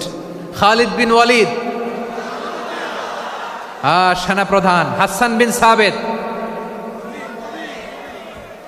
বিন সাবিত ছিলেন বিশ্বনবীর সভাকবি। কি ছিলেন? বিশ্বনবীর সভাকবি ছিলেন। এরপরে হুযায়ফা ইবনুল ইয়ামান কি ছিলেন? গোয়েন্দা বিভাগের প্রধান। মুআয ইবনে জাবাল কি ছিলেন? সিনিয়র আমলা, ইয়ামানের গভর্নর। আবু হুরায়রা রাদিয়াল্লাহু তাআলা আনহু হাদিস প্রিজার্ভেশনের কাজ করেছেন। আর আমাদের রুফাইদা আল আসলামিয়া রাদিয়াল্লাহু তাআলা আনহা কি ছিলেন? নার্স ছিলেন। নার্স হয়ে মেডিকেল সেবা দিয়েছেন। প্রিয় ভাইয়েরা, পুরো আলোচনার যদি সামারি করি তাহলে বিশ্বনবী যেভাবে হিউম্যান রিসোর্সকে ম্যানেজ করেছেন, যার যেখানে প্রতিভা কাজে লাগিয়েছেন, আমরাও যদি করি আমাদের বাংলাদেশের চিত্র আমরা পাল্টে যেতে পারবো। আমরা শুরুতে শুনেছি মানুষের আছে অসীম সম্ভাবনা, প্রতিটা মানুষ অনন্য, যত্ন নিলে, যথাযথ পরিচর্যা করলে মানুষ বিশ্ব জয় করতে পারে, ঠিক কিনা? আমাদের হাফেজে কোরআনের সামনে দাঁড়াতে পারে এমন কোনো হাফেজে কোরআন আল্লাহর জমিনে জন্ম হয় নাই। গোটা বিশ্ব কাঁপিয়ে তারা সেরা, আমাদের ক্রিকেটাররা সেরা, আমাদের তৈরি পোশাক শিল্প সেরা, এরকম অনেক অনেক সেরা জিনিস আছে। আমরা এগুলোরে নার্চারিং করতে পারি নাই, পরিচর্যা করতে পারি নাই, সঠিক তারবিয়াতের অভাব। তাহলে মানুষের অসীম সম্ভাবনাকে কাজে লাগাতে হবে, ঠিক কিনা বলেন? ইউনুস গভর্নমেন্টকে আমি বলবো, অল্প সময়ের জন্য আপনারা এসেছেন, সংস্কারও করতে হবে, আবার নির্বাচনও করতে হবে। সব সংস্কার হতে করতে পারবেন না, যতটুকু পারবেন এর মধ্যে আমাদের যে হিউজ ম্যান পাওয়ার, আমাদের যে মানব সম্পদ, হিউম্যান রিসোর্স, এটাকে ডেভেলপ করে আপনাদের যেতে হবে। যেটা পারবেন না সেটাকে পরবর্তী নির্বাচিত গভর্নমেন্টের কাছে রেখে যেতে হবে, যে তারা যেন করে, তাদের কাছে আপনারা এটা রেখে যাবেন। তাহলে মানুষ চাইলে বিশ্ব জয় করতে পারে। আর মানুষকে হারাতে পারে কেউ? জোরে বলো যশোর, মানুষকে হারাতে পারে কেউ? আল্লাহ আমাদেরকে জনসংখ্যা দিয়েছেন প্রিয় ভাইয়েরা। এই জনসংখ্যা অনেক বড় সম্পদ, এটা আমাদের জন্য অভিশাপ নয়, আশীর্বাদ। আমাদের জনসংখ্যাকে যদি আমরা জনশক্তিতে রূপান্তর করতে পারি, আজকে বাংলাদেশ যে অবস্থানে দাঁড়িয়ে আছে, বাংলাদেশ তার 20 গুণ উন্নতির শিখরে চলে যাবে। চিল্লায় বলো ঠিক কিনা? আমাদের শ্রমিক ভাইয়েরা বাইরে কাজ করে, আমাদের শ্রমজীবী ভাইয়েরা, প্রবাসীরা, তাদের ব্যাপারে গুরুত্ব দিতে হবে। আমাদের শ্রমের দাম সবচেয়ে কম, সবচেয়ে কম। তারা এম্বাসিতে গুরুত্ব পায় না, এয়ারপোর্টে গুরুত্ব পায় না। এই সরকার অবশ্য তাদেরকে অনেক গুরুত্ব দিচ্ছে। আমাদের অদক্ষ শ্রমিককে যখন আমরা দুবাই পাঠাই, অল্প বেতন পায়, কিন্তু ইন্ডিয়ানরা দক্ষ শ্রমিক পাঠাইলে তার 3 গুণ বেতন পায়। আমরা আমাদের শ্রমিকদেরকে অদক্ষভাবে আর পাঠাতে চাই না, দক্ষ শ্রমিক পাঠিয়ে আমরা রেমিটেন্সের বন্যা বইয়ে দেব। আমাদের শ্রমিকদের পাঠানো রেমিটেন্সের টাকায় সচল থাকে আমার দেশের অর্থনীতির চাকা। তাদেরকে সবচেয়ে গুরুত্ব দিতে হবে। আমরা পেয়েছি ফ্রিডম ফাইটার, মুক্তিযোদ্ধা, আর আমার প্রবাসী ভাইরা হচ্ছে রেমিটেন্স ফাইটার। জোরে বলো ঠিক কিনা? তাহলে আমাদের এই জনশক্তিকে জনসম্পদে ট্রান্সফর্ম করতে হবে, ঠিক কিনা বলেন? সরকার জনগণকে এভাবে পলিশ করতে হবে।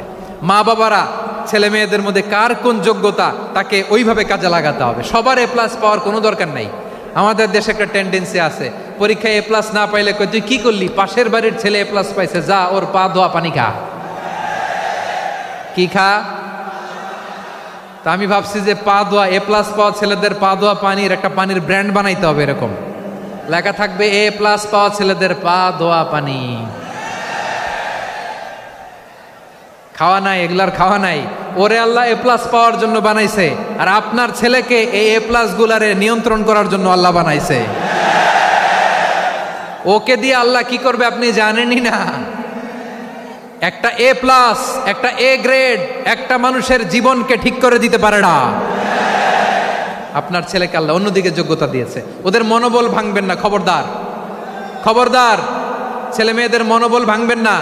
যাকে দিয়ে যেটা হবে তাকে দিয়ে সেটা করতে হবে, তার প্রতিভাকে সেভাবে কাজে লাগাতে হবে। তাহলে বাংলাদেশ, আমাদের এই জনসংখ্যা জনসম্পদে রূপান্তরিত হবে। আমাদের সরকারের তত্ত্বাবধানে আমাদের 18 কোটি জনগণ দক্ষ জনশক্তিতে রূপান্তরিত হোক। আমরা চাই কি চাই না? আমরা ভালো মানুষ, শ্রেষ্ঠ মানুষ হতে চাই কি চাই না? ওই জাপানিজদের মতো সৎ, ওই ইউরোপিয়ানদের মতো কালচার্ড। আমাদেরকে আল্লাহ তাআলা কোরআন সুন্নাহ অনেক কিছু দিয়েছেন। যেহেতু বর্তমানে আমরা দেখছি তারা সৎ, তাদের মধ্যে ভ্যালিউ আছে, সেগুলো আমাদের মধ্যে আনার দরকার আছে না নাই? আর ইসলাম দিয়ে আমাদের জীবনকে সাজাতে হবে, ইসলাম দিয়ে আমার পরিবারকে সাজাতে হবে। ইসলাম থেকে, কোরআন থেকে প্রেসক্রিপশন না নিলে জীবন সুন্দর হবে না। কোরআন থেকে প্রেসক্রিপশন না নিলে সমাজ সুন্দর হবে না। কোরআনের প্রেসক্রিপশন না মানলে রাষ্ট্র সুন্দর হবে না। কোরআনের প্রেসক্রিপশন অ্যাপ্লাই না করলে শুধু দুর্নীতি দমন কমিশন দিয়ে দুর্নীতি বন্ধ করা যাবে না। এজন্য কোরআনের আইন আমরা চাই কি চাই না? প্রিয় ভাইয়েরা, হিউম্যান রিসোর্স ডেভেলপমেন্ট, মানব সম্পদের উন্নয়ন, আমাদের সরকার যেন এদিকে নজর দেয়। আমরা যেন এই ব্যাপারে যত্নবান হয়ে উঠি। যাকে আল্লাহ যে যোগ্যতা দিয়েছে, এই যোগ্যতা দিয়ে আমরা যেন ইসলামের জন্য, দেশের জন্য কাজ করি। আমরা যেন আমাদের স্কিল ডেভেলপ করি, আমাদের পটেনশিয়ালকে ডেভেলপ করি। মোরালিটি, ভ্যালিউজ নিয়ে শায়েখ আহমদুল্লাহ আলোচনা করেছেন, এগুলো দিয়ে যেন আমরা আমাদেরকে সাজাই। আল্লাহ তাআলা আমাদের দেশকে তুমি নিরাপদ করো, আমরা পড়ি আমিন।